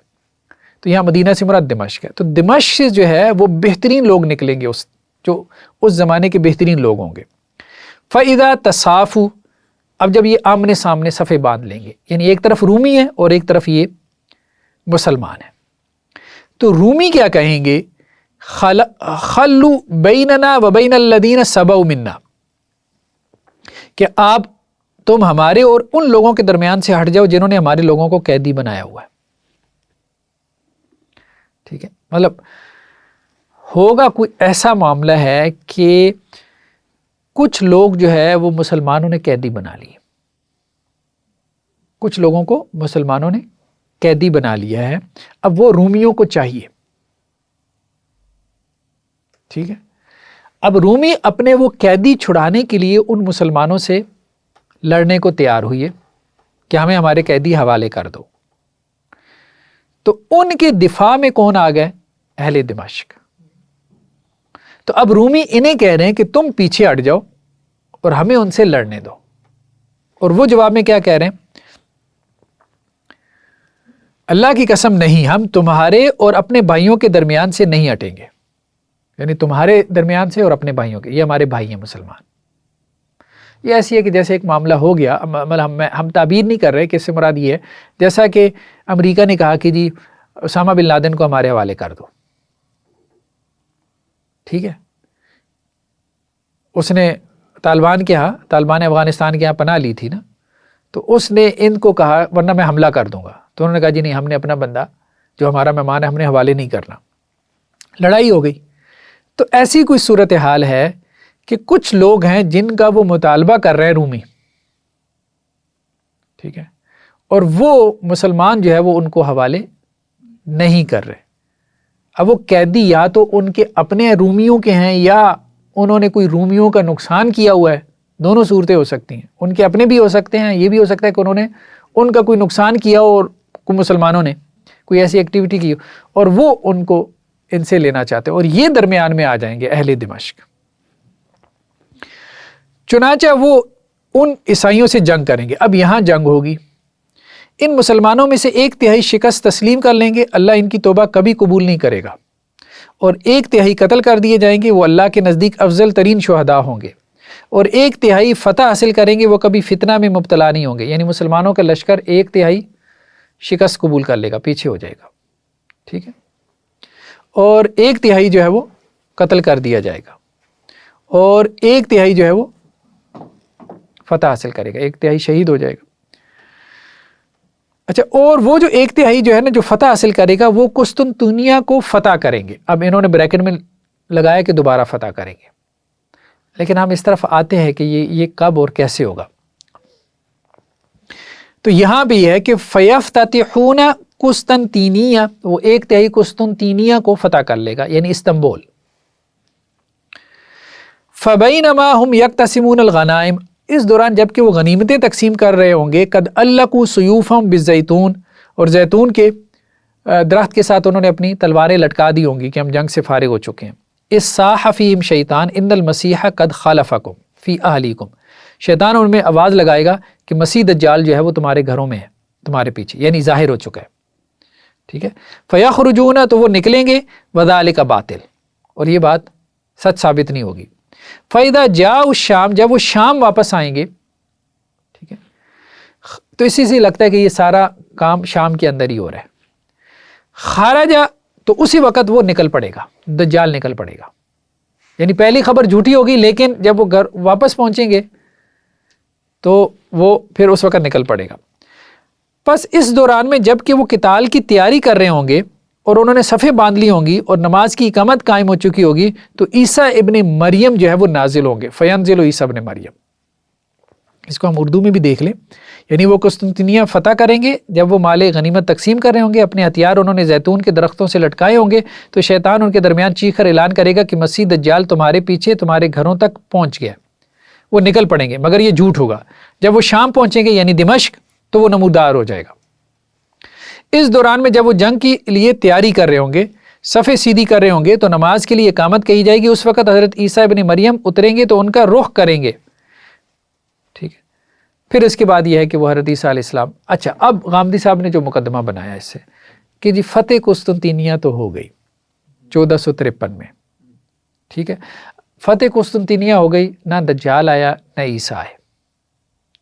تو اس کا مطلب یہ ہے کہ راویوں کو غلطی لگی. مطلب کتنی سادگی سے انہوں نے مسئلہ حل کر دیا آپ کا کہ راویوں کو غلطی لگ گئی. اور اتنی سادگی سے وہ لوگ آپ کا مسئلہ بھی حل کر دیتے ہیں کہ یہ دوبارہ ہوگا. مطلب وہ تو ایک لفظ سے آپ کو تو لمبی چوڑی تقریر کرنی پڑتی ہے نا اس کے لیے 2 گھنٹے کی کہ فتح قسطنطنیہ ہو گیا ہے. ٹھیک ہے، تو اب جو ہے نا دجال کا نے بھی نہیں آنا اور عیسیٰ ابن مریم نے بھی نہیں آنا، کیونکہ اس کو بریکٹ کیا گیا تھا اس کے ساتھ. تو وہ تو ہو گیا، تو یہ دونوں کام نہیں ہوئے، تو اس کا مطلب یہ کہ راویوں کو غلطی لگی تھی. تو جو مسئلہ آپ نے 2 گھنٹے میں حل کیا، انہوں نے ایک لفظ میں حل کر دیا. وہ جو بریکٹ لگا ایک لفظ کہ وہ قسطنطنیہ کو کیا کریں گے، بات ختم ہو گئی. اب آپ کو کیا چاہیے؟ کیا مسئلہ آپ کا باقی رہ گیا؟ اور پھر دوسری بات یہ ہے کہ جو ایک مرتبہ ہوا ہے وہ تاریخ کا حصہ ہے نا، ریکارڈ کا حصہ ہے. یہ حدیثیں ذرا آپ ڈالیں گوگل میں، چیٹ جی پی ٹی میں ڈالیں یا تاریخ کی کتابیں کھولیں، وہ آپ کو سارے ریفرنس نکال دے گا. ان حدیثوں میں جو منظر بیان کیا گیا اور 1453 میں جو ہوا وہ میچ کرتا ہے کہ نہیں؟ وہ کہے گا نہیں کرتا. بھائی کہاں کھڑے ہو؟ یعنی اس سے پوچھو کہ کیا 3 گروہ بنے تھے؟ ایک شہید ہو گیا، ٹھیک ہے، اور ایک جو ہے نا اس نے فتح پا لی، اور ایک جو ہے وہ اس میں ریٹریٹ ہو گیا. تو وہ کہے گا ایسا کچھ بھی نہیں ہوا. 1453 کوئی دور کی بات تو نہیں ہے نا، نون ہسٹری کا زمانہ ہے. تاریخ مرتب کی ہے، ترکوں نے بھی کی ہے، اس کے علاوہ لوگوں نے بھی کی ہے. حدیثیں بھی آپ کے سامنے ہیں. آپ باقی 2 کو کہہ دیں کہ جی وہ ٹھیک ہے، وہ غلط ہے. یہ فتح قسطنطنیہ کا بھی تو کچھ نہ کچھ معاملہ ہوا ہے نا. کیسے ہوا ہے؟ قیدی بنائے گئے. بات یہاں سے چل رہی ہے نا. رومیوں نے آ کے جو ہے وہ اس طرح سے یہ سارا معاملہ ہوا ہے کہ رومیوں نے آ کے آماک میں پڑاؤ ڈالا یا دابق میں. تو اب جا کے دیکھیں کہ ہسٹری میں ایسا واقعہ ہوا ہے کہ رومیوں نے آ کے پڑاؤ ڈالا ہے دابق یا آماک میں، تو آپ کو نہیں ملے گا. دوسری بات، رومیوں نے مطالبہ کیا کہ جی ہمارے قیدی حوالے کر دے. ہسٹری میں نکالیں کہ رومیوں نے وہاں آ کے پڑاؤ ڈالا ہو اور یہ مطالبہ کیا ہو مسلمانوں سے کہ ہمارے قیدی واپس کریں. کچھ ایسا نہیں ہوا. پھر رومیوں نے یہ مطالبہ کیا ہو کہ ہمارے اور ہمارے جن لوگوں نے قیدی بنایا ہوا ہے ان کے درمیان سے ہٹ جاؤ.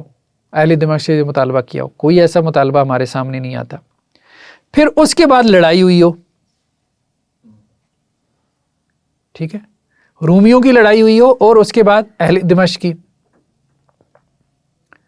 اور اس لڑائی میں 1/3 جو ہے وہ شہید ہو گئے، 1/3 پیچھے ہو گئے. سب سے اہم بات، کیا اہل دمشق نے قسطنطنیہ فتح کیا تھا؟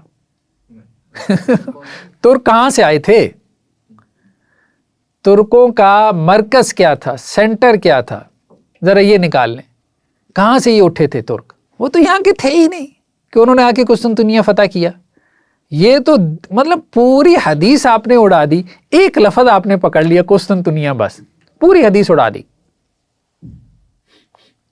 ٹھیک ہے، یعنی ہم یہ نہیں کہہ رہے کہ بعد والا اڑایا ہے. وہ جو معاملہ آ رہا ہے مسیح دجال کا ظہور، اور وہ فتح قسطنطنیہ کی جو تفصیلات ہے ساری اڑا دی، صرف ایک لفظ باقی رکھا، قسطنطنیہ فتح ہو گیا بس۔ تو حدیث میں صرف کیا ایک لفظ ہے کہ قسطنطنیہ فتح ہوگا، پوری تفصیل ہے نا، اس تفصیل کے ساتھ کیا قسطنطنیہ فتح ہوا ہے، اہل دمشق نے قسطنطنیہ فتح کیا، رومیوں سے لڑائی کر کے فتح کیا، ٹھیک ہے، اور یہ سارے معاملات ہوئے ہیں۔ تو آپ حدیث کو انٹرپریٹ کر رہے ہیں تو آپ سیدھی طرح پھر حدیث کو انٹرپریٹ کریں، ساری سکرین پہ دکھائیں، آپ حدیث لوگوں کو بتائیں اس کا یہ معنی، اس کا یہ معنی، اس کا یہ معنی، پھر اس کے بعد جو مضحکہ خیز آپ کی تعبیل بنے گی، ٹھیک ہے، وہ آپ کو بھی اندازہ ہے۔ تو اس لیے تو آپ نہ حدیث دکھاتے ہیں اور نہ وہ بس ایک لفظ بولتے ہیں، ٹھیک ہے، اس طرح کھول کے پوری پڑھائی جائے تو ہاں پوری پڑھائی جائے تو پھر بتائیں نا اس ایک ایک کا کیا معنی بن رہا ہے، ایک ایک لفظ کے اوپر بحث کریں کیا معنی بن رہا ہے اس کا۔ اچھا آپ یہ بتائیں کہ یہاں تو حدیث میں یہ ہے کہ پوری جنگ کی تفصیل ہے نا، فتح قسطنطنیہ کی تفصیل ہے حدیث کے اندر، آغاز کیسے ہوا جنگ کا اسی روایت کے اندر۔ آپ یہ بتا دیں یہ سارا اگر ہو چکا ہے 1453 میں یہ ہوا ہے، اس طرح سے فتح قسطنطنیہ ہوا ہے، اہل دمشق نے کیا ہے، عجیب سی مطلب کہ، تو اس کا مطلب یہ ہے کہ دوسروں نے جو ایک لفظ میں بتا دیا کہ دوبارہ ہوگا تو وہ ٹھیک کہہ رہے ہیں۔ اچھا دوسری جو روایت، جی استاد یہاں پہ رومیوں کا جو ذکر ہے، اب تو رومن امپائر اس طرح سے نہیں رہی، ہاں اس کی طرف ہم اب آتے ہیں، بالکل آتے ہیں، اگر وہ مراد نہیں تو کیا ہے۔ ایک اور روایت ہے صحیح مسلم میں، ٹھیک ہے، اب روایتیں بھی روایت کو کھولتی ہیں۔ ایک تو ہم نے کہا کہ خود وہ روایت غامدی صاحب کے بیانیے کے خلاف ہے، پوری روایت ان کے اس بیانیے کے خلاف کھڑی ہے، چیخ چیخ کے کہہ رہی ہے کہ تم غلط بول رہے ہو، یہ مت کہو۔ اچھا دوسری روایات کو بھی ہم دیکھتے ہیں تو بات اور کھل جاتی ہے۔ دوسری روایت کہ حضرت ابو ہریرہ سے آپ علیہ السلام نے فرمایا تم نے ایسے شہر کے بارے میں سنا ہے جس کی ایک جانب خشکی میں ہے اور دوسری جانب سمندر میں ہے۔ اب یہ کون سا شہر ہے؟ ایک جانب خشکی اور ایک جانب سمندر ہے، یہ استنبول ہی ہے، قسطنطنیہ کا شہر۔ انہوں نے عرض کی، یعنی صحابہ نے، جی ہاں، اللہ کے رسول صلی اللہ علیہ وسلم نے فرمایا قیامت قائم نہیں ہوگی یہاں تک کہ اس کے خلاف بنو اسحاق میں سے 70,000 لوگ جہاد کریں گے۔ اب ترک بنو اسحاق میں سے ہیں، ٹھیک ہے،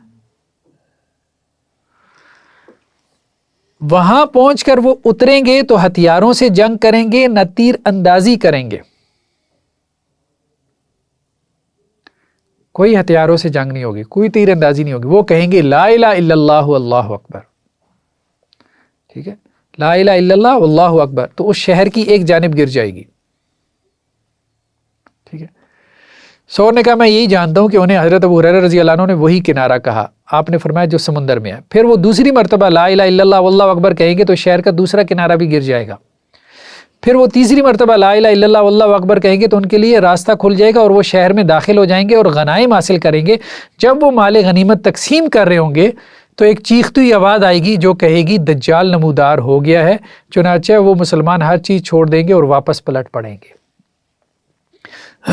یہاں بھی خروج دجال کا ذکر ہے، وہاں پہ بھی خروج دجال کا ذکر ہے، مطلب بات کیا ہو رہی ہے، ٹھیک ہے۔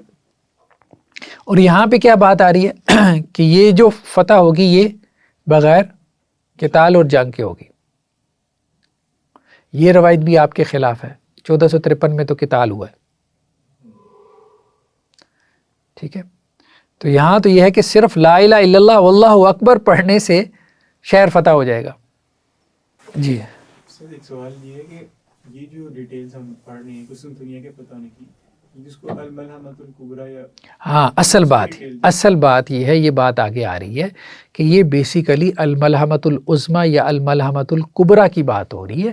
یہ جنگوں کا زمانہ ہے، اس میں مختلف جنگیں ہو رہی ہیں، کیونکہ سوال یہ بھی پیدا ہو سکتا ہے نا، یہاں ذکر ہے کہ قتال کریں گے اور 1/3 کیا ہو جائیں گے، شہید بھی ہو جائیں گے، اور یہاں پہ یہ ذکر ہے کہ وہ شہر جو ہے وہ لا الہ الا اللہ واللہ اکبر کہنے سے فتح ہو جائے گا، ٹھیک ہے۔ تو اس کا مطلب یہ ہے کہ یہ کوئی 3rd ورلڈ وار لگنے والی ہے جس میں یہ جنگیں ویسے بھی 1st ورلڈ وار میں بھی لمبی چلی، 2nd ورلڈ وار میں بھی لمبی چلی، 39 میں چلی، 45 تک چلی، 6 سال، تو جنگیں تو پھر لمبی چلتی ہیں۔ اب تیسری جو ورلڈ وار ہوگی یہ الملحمۃ الکبریٰ یا الملحمۃ العظمیٰ جسے کہا گیا، وہ سالہ سال چلے گی، اس میں یہ قسطنطنیہ جو ہے وہ آپ کا استنبول، یعنی یہ ایک امکان ہو سکتا ہے کہ ان کے پاس گیا اور پھر اسی جنگ کے دوران آپ کے پاس واپس بھی آ گیا، یہ ایک امکان ہو سکتا ہے. ٹھیک ہے، مطلب یہ اس کی ایک تفسیر. وہ یہی اعتراض پیدا کرتا ہے آج تو آپ کے پاس ہے. بھئی جنگوں میں ایسی ہوتا ہے، شہر جاتا ہے واپس بھی آ جاتا ہے، تاریخ بھری پڑی ہے. ایک بادشاہ کے ہاتھ سے جو ہے وہ شہر نکلا، بعد میں اس نے جو ہے وہ اسی کو واپس لے لیا. ٹھیک ہے، تو یہ تو کوئی انہونی بات نہیں ہے کہ ایک عالمی جنگ لگے تو اس میں بہت سے علاقے آپ کے پاس آئیں گے، آپ کے ان کے پاس جائیں گے، پھر آپ وہ علاقے واپس بھی لے لیں گے. مطلب ایک اس کی تعبیر انٹرپریٹیشن یہ کی جا سکتی ہے. باقی یہ ہے کہ یہاں پہ جو ایک میں مراد جو ہے وہ جنگ ہے اور دوسرے میں یہ ہے کہ وہ فتح ہو جائے گا، تو اس میں یہ بات کہی جا سکتی ہے کہ ہو سکتا ہے یہ کسی اور شہر کا تذکرہ ہو، قسطنطنیہ کا نہ ہو، لیکن مرحلہ وہی ہے خروج دجال کا. یعنی ایک عالمی جنگ لگی ہوئی ہے. قسطنطنیہ میں تو یہ ہوا کہ 1/3 نے جو ہے وہ شہادتیں دے کر اس کو فتح کیا، لیکن ایک اور شہر تھا جو کہ سمندر کے کنارے تھا، کوئی بڑا شہر، جس میں یہ معاملہ ہوا کہ مسلمانوں نے اس کو فتح کر لیا ایسے بغیر کسی اس کے، جیسے آپ کہتے ہیں رکاوٹ کے فتح کر لیا. اور ایسا ہوتا ہے، ماضی میں بھی ایسا ہوا ہے کہ بغیر رکاوٹ کے کوئی شہر فتح ہو گیا ہو، اللہ نے روب ڈال دیا ہو. ٹھیک ہے، ایسا ہوتا رہا ہے، بعید اس قیاس نہیں ہے. تیسری ایک اور ہمارے سامنے مسلم کی روایت ہے. یہ روایت جو ہے نا حضرت عبداللہ بن مسعود سے ہے. اچھا، اس میں کیا ہے؟ اس میں یہ ہے کہ ابو قتادہ ادوی جو ہے یہ جو ہے یسیر بن جابر سے جو ہے وہ روایت کرتے ہیں، یسیر بن جابر، بلکہ یسیر بن جابر سے روایت کی ہے کہ ایک مرتبہ کوفہ میں سرخ آندھی آئی تو ایک شخص آیا، اس کا تکیہ کلام ہی یہی تھا کہ عبداللہ بن مسعود قیامت آ گئی ہے. یعنی اس نے حضرت عبداللہ بن مسعود رضی اللہ عنہ سے کہا کہ قیامت آ گئی ہے سرخ آندھی دیکھ کے.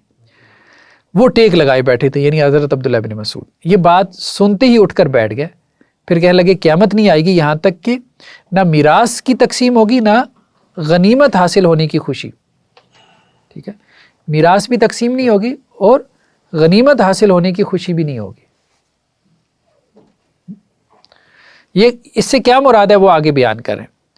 پھر انہوں نے اس طرح ہاتھ سے اشارہ کیا اور اس کا رخ شام کی طرف کیا اور کہا کہ دشمن غیر مسلم اہل اسلام کے خلاف اکٹھے ہو جائیں گے. یعنی وہی بات ہو رہی ہے، شام میں آخری مارکا لگنے والا ہے. یعنی حدیثوں کا اگر آپ وہ نکالیں نا، جوہر نکالے تو وہی ہے، شام میں آخری مارکا لگنے والا ہے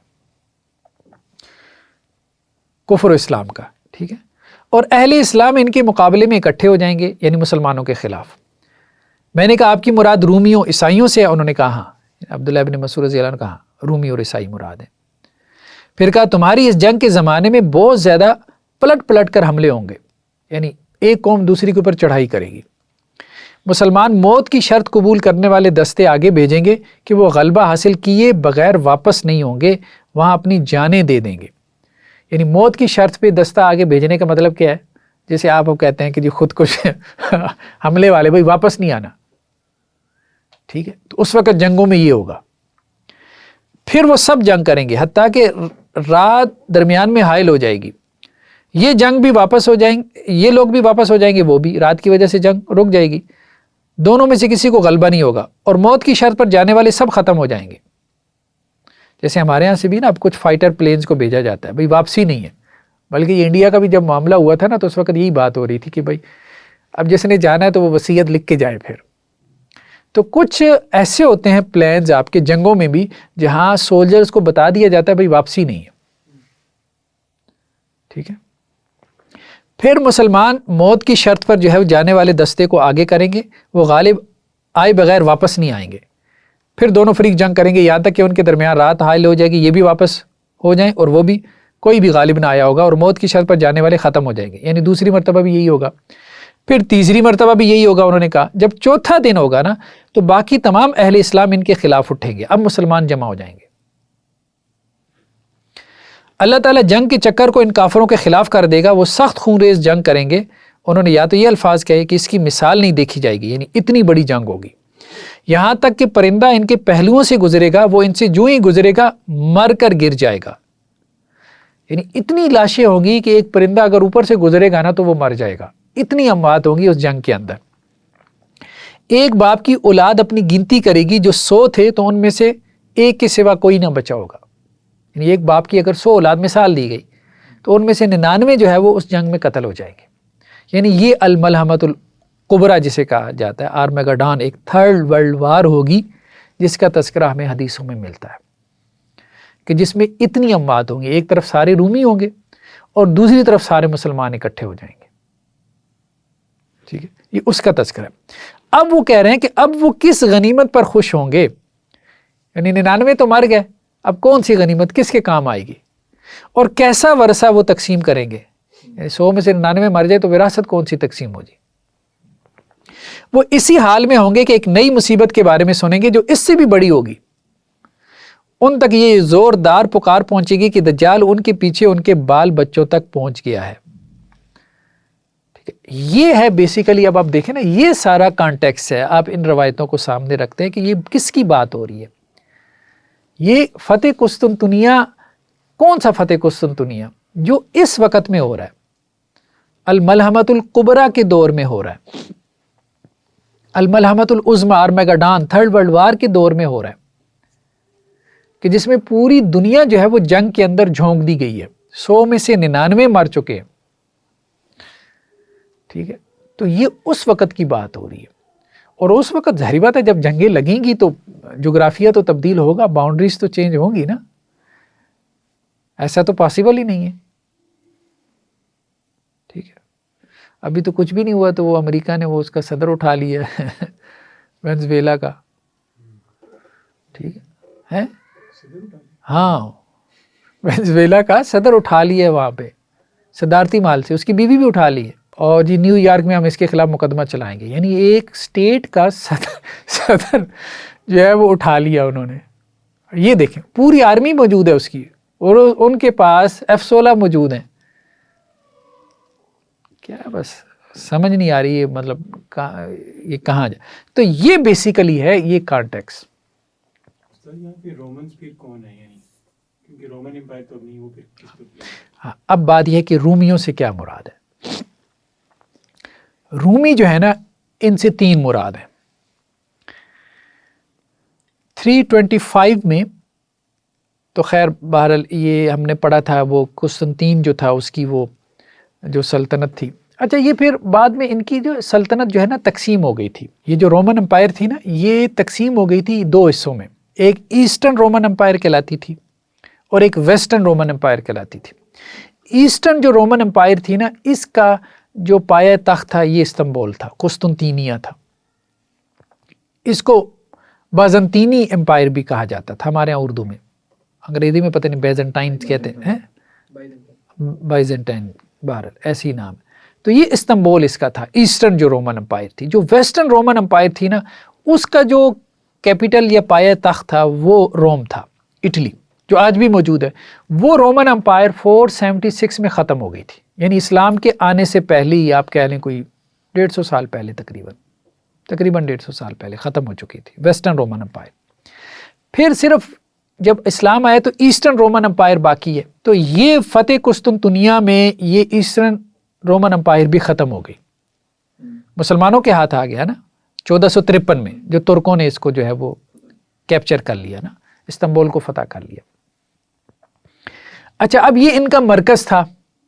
تو اب ظاہری بات ہے ان کا مرکز جب مسلمانوں کے قبضے میں آ گیا تو اب سوال یہ پیدا ہوا کہ اب روم کہاں گیا، یعنی مرکز ہمارا کہاں گیا. تو اس پہ پھر 2 جواب آئے. ایک کیتھولک کی طرف سے کہ اب روم جو ہے وہ ویٹیکن سٹی، روم کے اندر ایک انہوں نے سٹی سٹیٹ بنائی ہوئی ہے. ویٹیکن سٹی کو بھی ایک سٹیٹ کا درجہ انہوں نے دیا ہوا ہے. تو کیتھولک جو ان کا سب سے بڑا جو فرقہ ہے، آپ کہہ لیں عیسائیوں کا، کرسچینز کا، تعداد کے اعتبار سے، جیسے ہمارے یہاں بریلوی حضرات ہیں تو ان کے یہاں کیتھولک جو ہے وہ تعداد کے اعتبار سے سب سے زیادہ ہے. تو کیتھولک کا جو سینٹر ہے وہ پھر ویٹیکن، پوپ ان کا وہاں پر ہی بیٹھتا ہے. ٹھیک ہے، اس کا انتخاب بھی آپ دیکھتے ہیں مطلب ویڈیوز وغیرہ میں وہاں پر ہی ہوتا ہے. تو ایک تو روم سے مراد اب وہ ہے. دوسرا جو ہے نا، روم سے مراد لیا گیا ماسکو. اگر آپ اس کو سرچ کریں تو اس کی وجہ یہ تھی کہ ایک ان کے ہاں جو ہے وہ ایسٹرن چرچ تھا جس کو مشرقی کلیسا کہتے تھے. اس کا اختلاف ہو گیا کچھ مسائل کے اوپر، कैथोलिक के साथ। तो इनमें 3 बड़े फ़िरके हैं ना, एक इनमें ये ऑर्थोडॉक्स कहलाते हैं, ये वाले, ये जो रशियंस हैं, ये ईस्टर्न चर्च वाले, ये फिर मास्को को अपना जो है वो, इसको थर्ड रोम भी कहते हैं, बल्कि इसको कहते ही थर्ड रोम है, मास्को को तीसरा रोम कहते हैं। आप इस पर गूगल वगैरह करें ना, आपको काफ़ी सारी तफसीलात मिल जाती हैं। तो ईस्टर्न चर्च वाले इसको रोम ही कहते हैं। तो एक ये है कि अब ये जो मशरकी कलीसा है ना, ये बेसिकली रोम है। तो ये एक इख्तलाफ उनमें पैदा हो गया, 2 बड़े मरकज़ बन गए मजहबी एतबार से अगर आप बात करें। लेकिन हदीसों में जो है ना मजहबी एतबार से बात नहीं हो रही। उसकी वजह यह है कि वेटिकन सिटी का रोम अगर लें, वो भी एक मजहबी मरकज़ है, वो सियासी या तहजीबी मरकज़ नहीं है। इसी तरह से ईस्टर्न चर्च को भी लें, वो भी एक मजहबी मरकज़ है, ठीक है, कोई तहजीबी या सियासी मरकज़ नहीं है। अब बात समझ। तो यहाँ पे मुराद जो है ना रोम से, वो रूमियों का यानी ईसाइयों का सियासी और तहजीबी मरकज़ है, सेंटर है, और वो अमेरिका है। इसमें कोई दो राय नहीं, अमेरिका है या आप उसमें यूरोप को ले लें, यूरोप की जो क्रिश्चियन स्टेट्स हैं। क्योंकि जंग की बात हो रही है ना, अब जंग तो वेटिकन सिटी कहाँ आके जंग करेगा, वो तो बात नहीं हो। तो यहाँ मुराद सियासी रूमी है, क्योंकि उस वक़्त यही था कि जो मजहबी थे वो सियासी भी थे, यानी दोनों का आपस में गठजोड़ था ना, चर्च का और स्टेट का, बादशाह का गठजोड़ हुआ करता था ना। तो वो जो पादरी होते थे वही उबारते थे अपना वाज वगैरह करके जंगों के लिए। जो सलीबी जंगें हुई हैं उनमें आप देखें यही काम हुआ। तो अब मामला ज़रा डिफरेंट है, अब उनके पादरी नहीं उबारते ये क्रूसेड्स के लिए, अब तो वो खुद उनके अपने प्रेसिडेंट्स उबारते हैं। अब सदर बुश ने क्या नारा लगाया था, क्रूसेड्स ही कहा था ना, ठीक है। जो बुश सीनियर था उसने क्रूसेड्स का नाम लिया था, जो उसने ये जो मिडिल ईस्ट में जंग शुरू की थी। तो ये अब हैं सारे क्रिश्चियंस ही, मतलब अभी इसको देख ले ना, डोनाल्ड ट्रंप को भी देख ले। तो ये जो जितने राइट्स इनको कहते हैं ना, यानी मतलब दाएं बाजू वाले हैं, तो ये LGBTQ के भी खिलाफ हैं, LGBTQ के भी खिलाफ है, और इस तरह से कई चीज़ें हैं इनके अंदर। तो ये रवायत पसंद कहलाते हैं ना।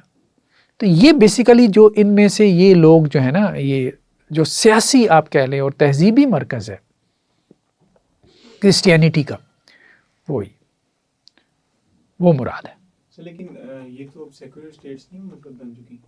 सेकुलर स्टेट्स होने के बावजूद जो है ना अपने आप को क्रिश्चियनिटी से अलग नहीं करती। हम यही तो बात कर रहे हैं। हम मतलब जो है ना अपने जो मिशन वगैरह होते हैं उनका इतना इस्लामी नाम नहीं रखते जितना वो उसको आप कह लीजिए ईसाइयत का रंग देने की कोशिश करते हैं। अब देख लें बरतानिया के अंदर भी जितनी मर्जी सेकुलर स्टेट हो, लेकिन इसके बावजूद जो है वो क्रिश्चियनिटी आपको नज़र आती है, ठीक है। सिर्फ क्रिसमस की हद तक नहीं है वो, तो अब देखें शायर की हद तक तो हर जगह शायर मौजूद होते हैं, कोई भी मज़हब फॉलो करने वाला।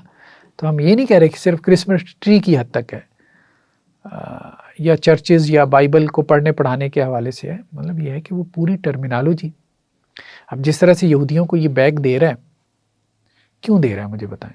मजहबी बुनियाद के अलावा कोई बुनियाद है कि आप इतना यहूदियों के ऊपर जो है वो खर्च किए जा रहे हो? कौन खर्च करता है?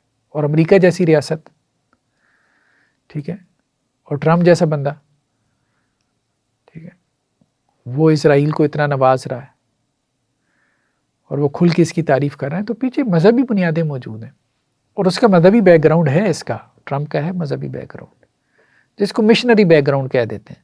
असल में हमारे यहाँ मज़हब का मतलब यह है कि इमामा बांध लिया और अपना वो मतलब दाढ़ी रख ली, ठीक है। उनके यहाँ मज़हब का मतलब ये नहीं है। उनके यहाँ मजहबी फ़िक्री तौर पे मजहबी होता है, सोच के एतबार से मजहबी होता है। मुसलमान हमारे दुश्मन हैं, मजहबी होने के लिए इतना ही काफ़ी है। मुसलमानों को अपना दुश्मन समझा हुआ है। तो बेसिकली हम ये बात कर रहे हैं कि ये है मुकद्दमा असल में, कि ये जो बात हो रही थी फतेह कुस्तुनतुनिया की, वो 1453 की हो ही नहीं रही थी।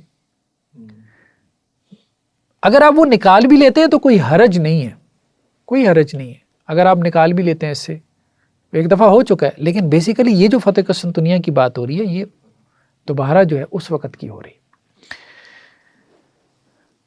ایک اور روایت ہے، اب دیکھیں یہ سنن ابی داؤد کی، اس سے بات مزید نکھر کے سامنے آ جاتی ہے۔ 4314 حضرت معاذ بن جبل سے ہے کہ آپ علیہ السلام نے فرمایا بیت المقدس کی آبادی یثرب کی بھی آبادی ہے، یعنی بیت المقدس آباد ہوگا اور یثرب جو ہے وہ ویران ہو جائے گا۔ ٹھیک ہے، اب بیت المقدس میں یہودی آباد کاری تو ہو رہی ہے، آپ دیکھ رہے ہیں سارا تو انہوں نے قبضہ کر لیا ہوا یہودیوں نے۔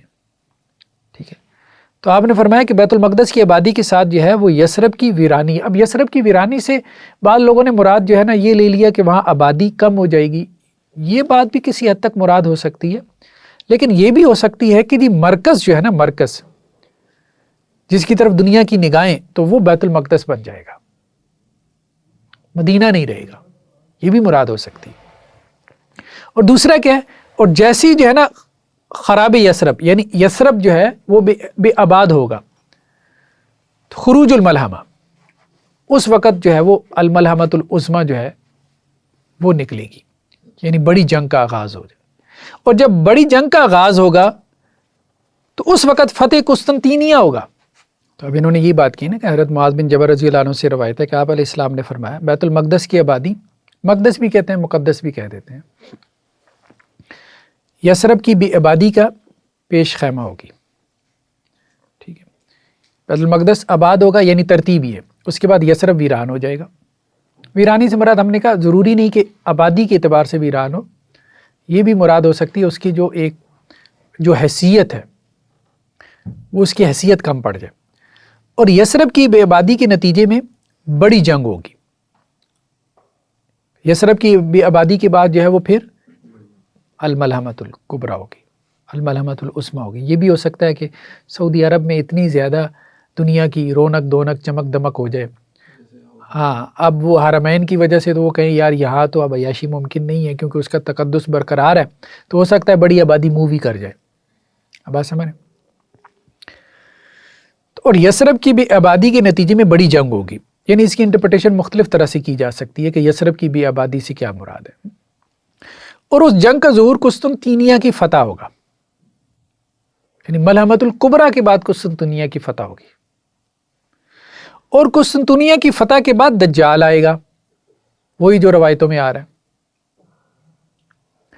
تو بیسیکلی دجال سے پہلے فتح قسطنطینیہ ہے، فتح قسطنطینیہ سے پہلے ملحمۃ الکبریٰ ہے، اور ملحمۃ الکبریٰ سے پہلے مدینہ کی ویرانی، اور مدینہ کی ویرانی سے پہلے بیت المقدس کی آبادی ہے۔ یہ ترتیب ہمیں بتائی گئی۔ تو وہ فتح قسطنطینیہ کو خواہ بخواہ غامدی صاحب نے اس کو وہ 1453 کا بتا دیا۔ اگر حدیث کا بیانیہ لینا ہے تو بھائی پورا لو، پھر حدیث کا بیانیہ تو یہ ہے، لوگوں کے سامنے حدیثیں رکھو، لوگوں کو بتاؤ۔ حدیث کا ایک لفظ اٹھا کے آپ نے پوری ایک کہانی بنا لی ہے۔ ٹھیک ہے، اب حدیثوں کا انکار کر دو وہ ایک علیحدہ بات ہے، لیکن ایک کہانی بنانا یہ کوئی اکیڈیمک جو ہے نا وہ رویہ نہیں ہے، ایک لفظ کو پکڑ کے۔ یہ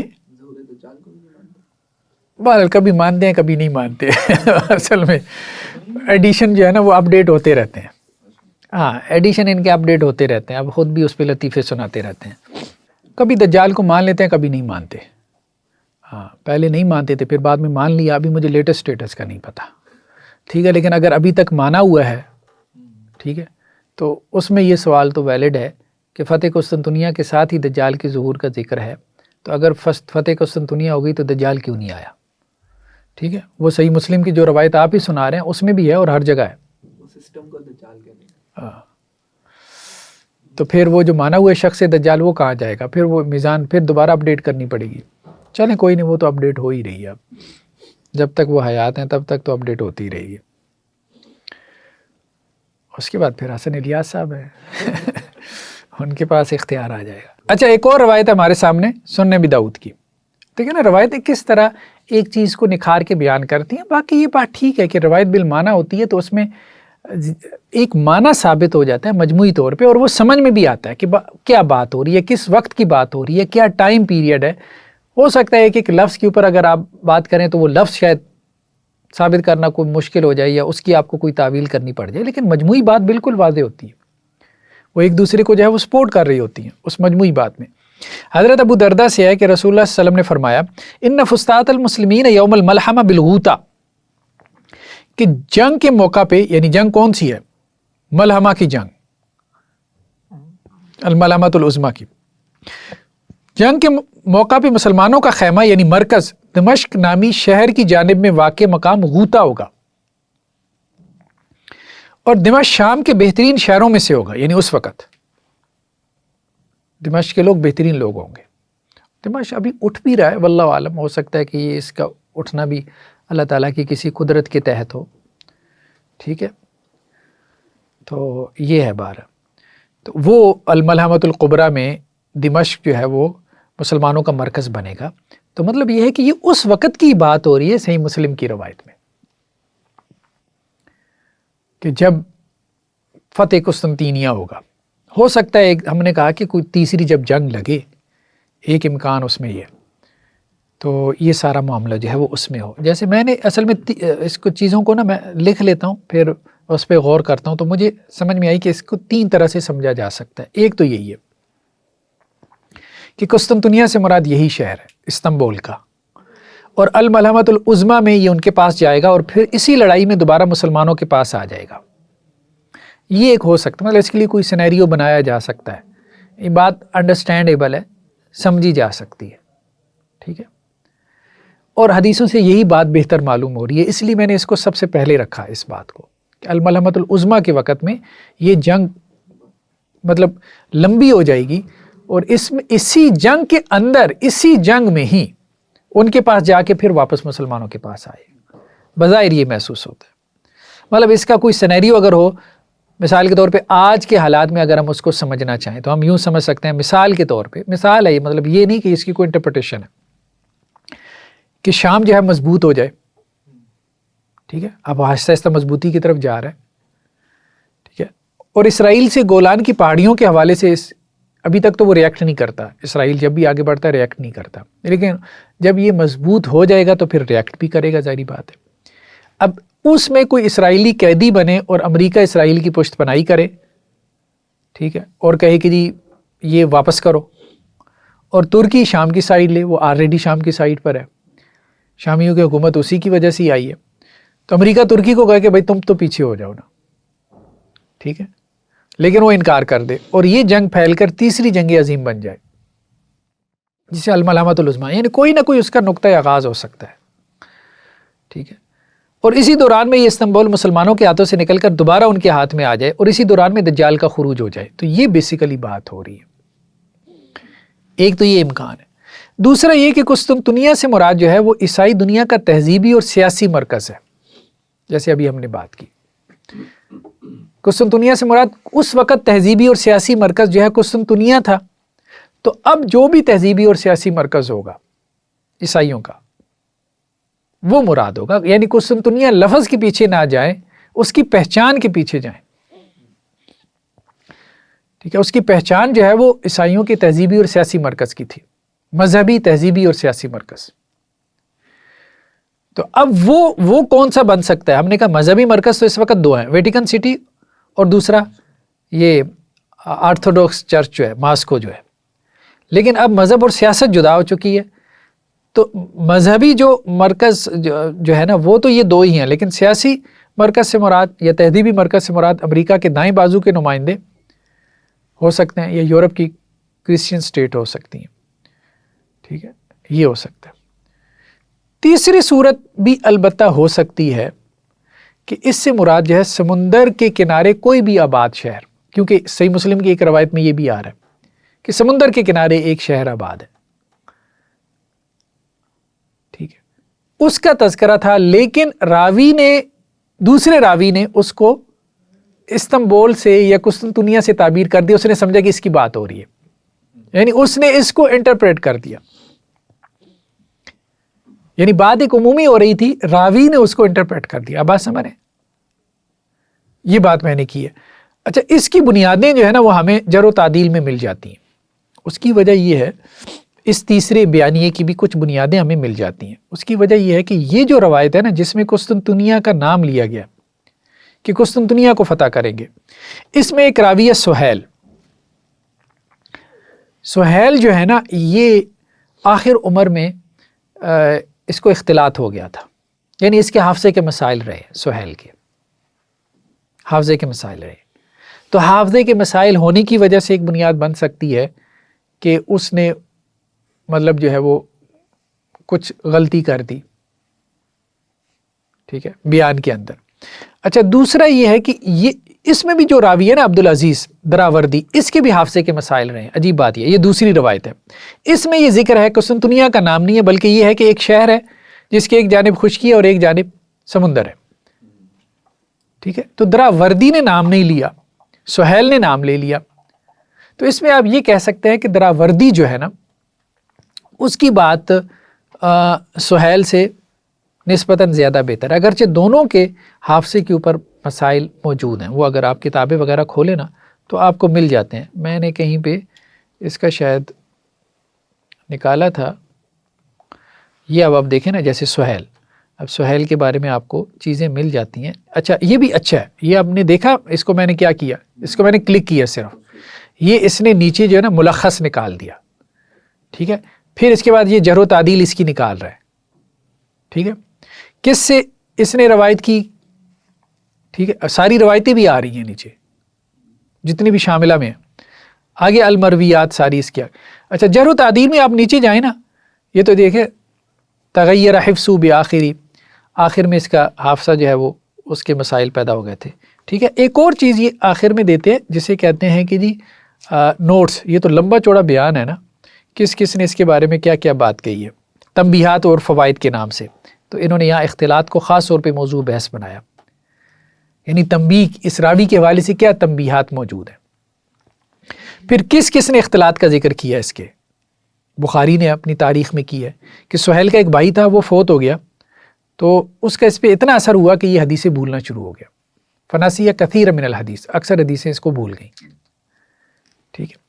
اسی طرح امام حاکم نے بھی اس کا تذکرہ کیا، ٹھیک ہے۔ تو اسی طرح سے اور مطلب یہ سارے وہ لوگ جنہوں نے اس کا تذکرہ کیا ہے، دراوردی نے بھی اس کا بلکہ تذکرہ کیا ہے کہ سہیل کو جو ہے نا کوئی بیماری ہوئی تھی جس سے اس کی عقل جاتی رہی اور وہ اپنی بعض حدیثیں جو ہے وہ بھول گیا۔ تو کہنے کا مقصد ہے اختلاط تو آپ سمجھتے ہیں نا، مطلب چیزیں اس کے اوپر خلط ملط ہو جاتی ہیں، گڈمڈ ہو جاتی ہیں حافظے کی کمزوری کی وجہ سے، یعنی یہ ایک تیسری بنیاد آپ بنا سکتے ہیں، ٹھیک ہے، کہ اس میں بیسیکلی جو ہے یہ جو دو راوی ہیں ان سے یہ بات بیان کرتے ہوئے کچھ ان کو اختلاط ہو گیا، شہر کا کی مطلب آپ کہہ لیں کچھ تفصیل بیان کرتے ہوئے، باقی روایت من جملہ ٹھیک ہے معنی کے اعتبار سے، کیونکہ اور کافی راویوں نے اس بات کو بیان کیا۔ اب بات سمجھ ہے نا، تو یہ ایک تیسری جو ہے وہ بنیاد بنائی جا سکتی ہے، اس کو تین طرح سے انٹرپریٹ کیا جا سکتا ہے، کہنے کا مقصد یہ۔ لیکن یہ ہے کہ پہلی تعبیر بہتر معلوم ہوتی ہے کہ اس سے مراد قسطنطنیہ کا شہر ہی ہے، اور یہ ملحمۃ العظمیٰ کی بات ہو رہی ہے، کیونکہ بہت ساری روایتیں ہمیں ملتی ہیں، جیسے دیکھیں نا اب یہ صحیح مسلم کی ایک اور روایت ہے، اس میں کیا ہے، جابر بن عبداللہ سے ہے کہ میں نے آپ علیہ السلام کو فرماتے سنا، میری امت کا ایک گروہ مسلسل حق پر قائم رہتے ہوئی لڑتا رہے گا، وہ قیامت کے دن تک جب بھی مارکے میں ہوں گے غالب رہیں گے۔ کہا پھر عیسیٰ ابن مریم اتریں گے تو اس طائفہ گروہ کا یعنی امیر کہے گا آئیں ہمیں نماز پڑھائیں، ٹھیک ہے، یعنی اس وقت بھی وہ حالت لڑائی میں ہوں گے جب عیسیٰ علیہ السلام کو نزول ہوگا۔ تو اکثر و بیشتر جو روایات ہیں نا حضرت عیسیٰ علیہ السلام کے نزول کی، وہ یہی بیان کرتی ہیں، اکثر و بیشتر کیا تقریباً ساری، کہ جنگوں کے دور میں عیسیٰ علیہ السلام کا نزول ہوگا، تو جنگوں کے دور میں ہی یہ فتح قسطنطنیہ ہوگا، اور وہ جنگوں کا دور کوئی عام نہیں ہوگا، وہ جنگ عظیم جیسا دور ہوگا جس میں پوری عیسائی دنیا اور پوری مسلمان دنیا آپس میں دست و گریباں ہوگی، یہ بات ہو رہی ہے۔ اور اس وقت دنیا کا سب سے بڑا یہی دو مذاہب ہیں، مطلب سب سے پہلے کرسچینٹی ہے، 33% وہ ہیں، 1/3 اور 1/4 ہم ہیں، 25% ہم ہیں۔ یہودی تھوڑے ہیں لیکن وہ ویسے ہی ان کے ساتھ ہو جاتے ہیں، ٹھیک ہے، تو یہ ہے۔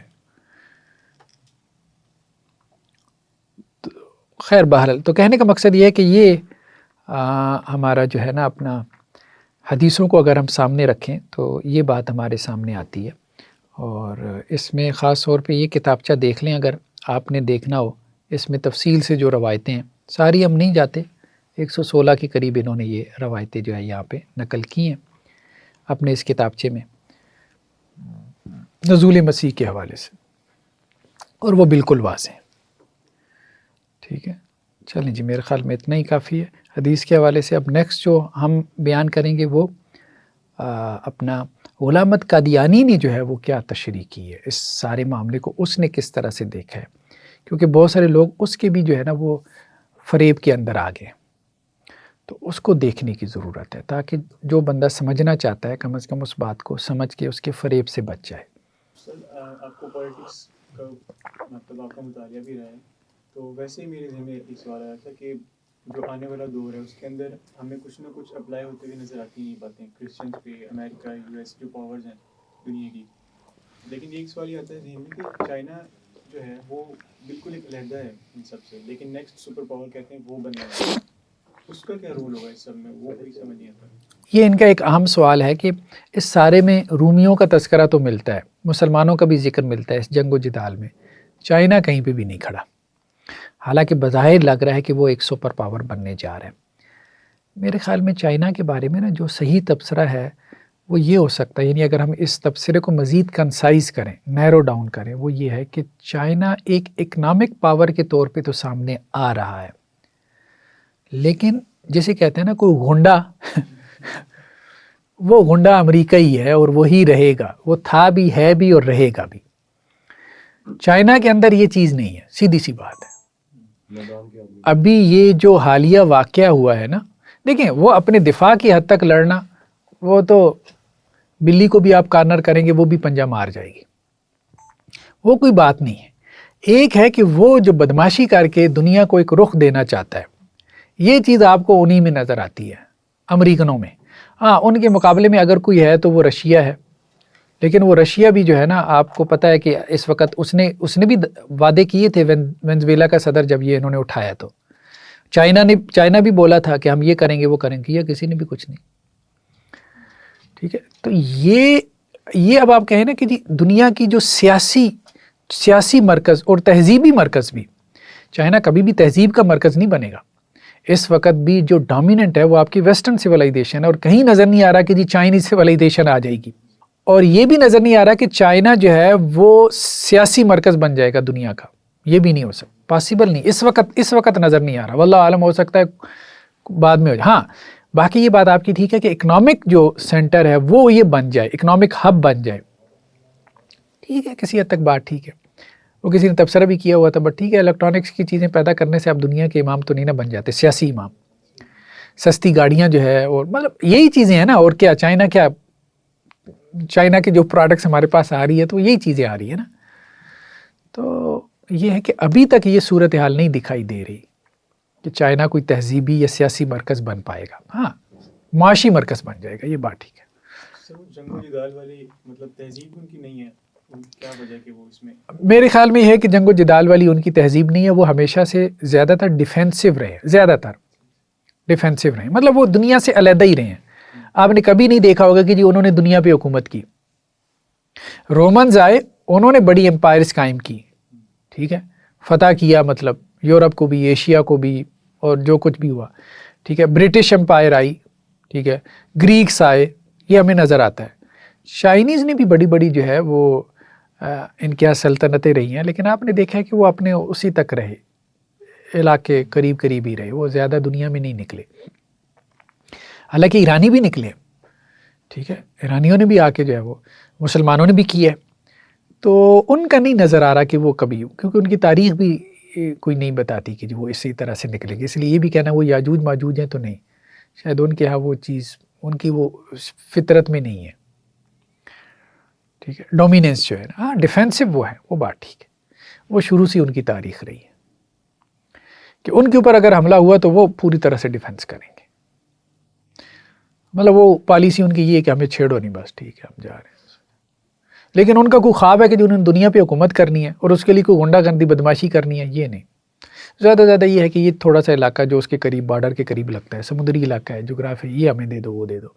یہ تو پورے غنڈے بدماش ہیں، یہ تو کہ پوری دنیا میں چاہیے، اس کی یہ سوچ نہیں ہے. چلے جی، سبحانک اللہم و بحمدک.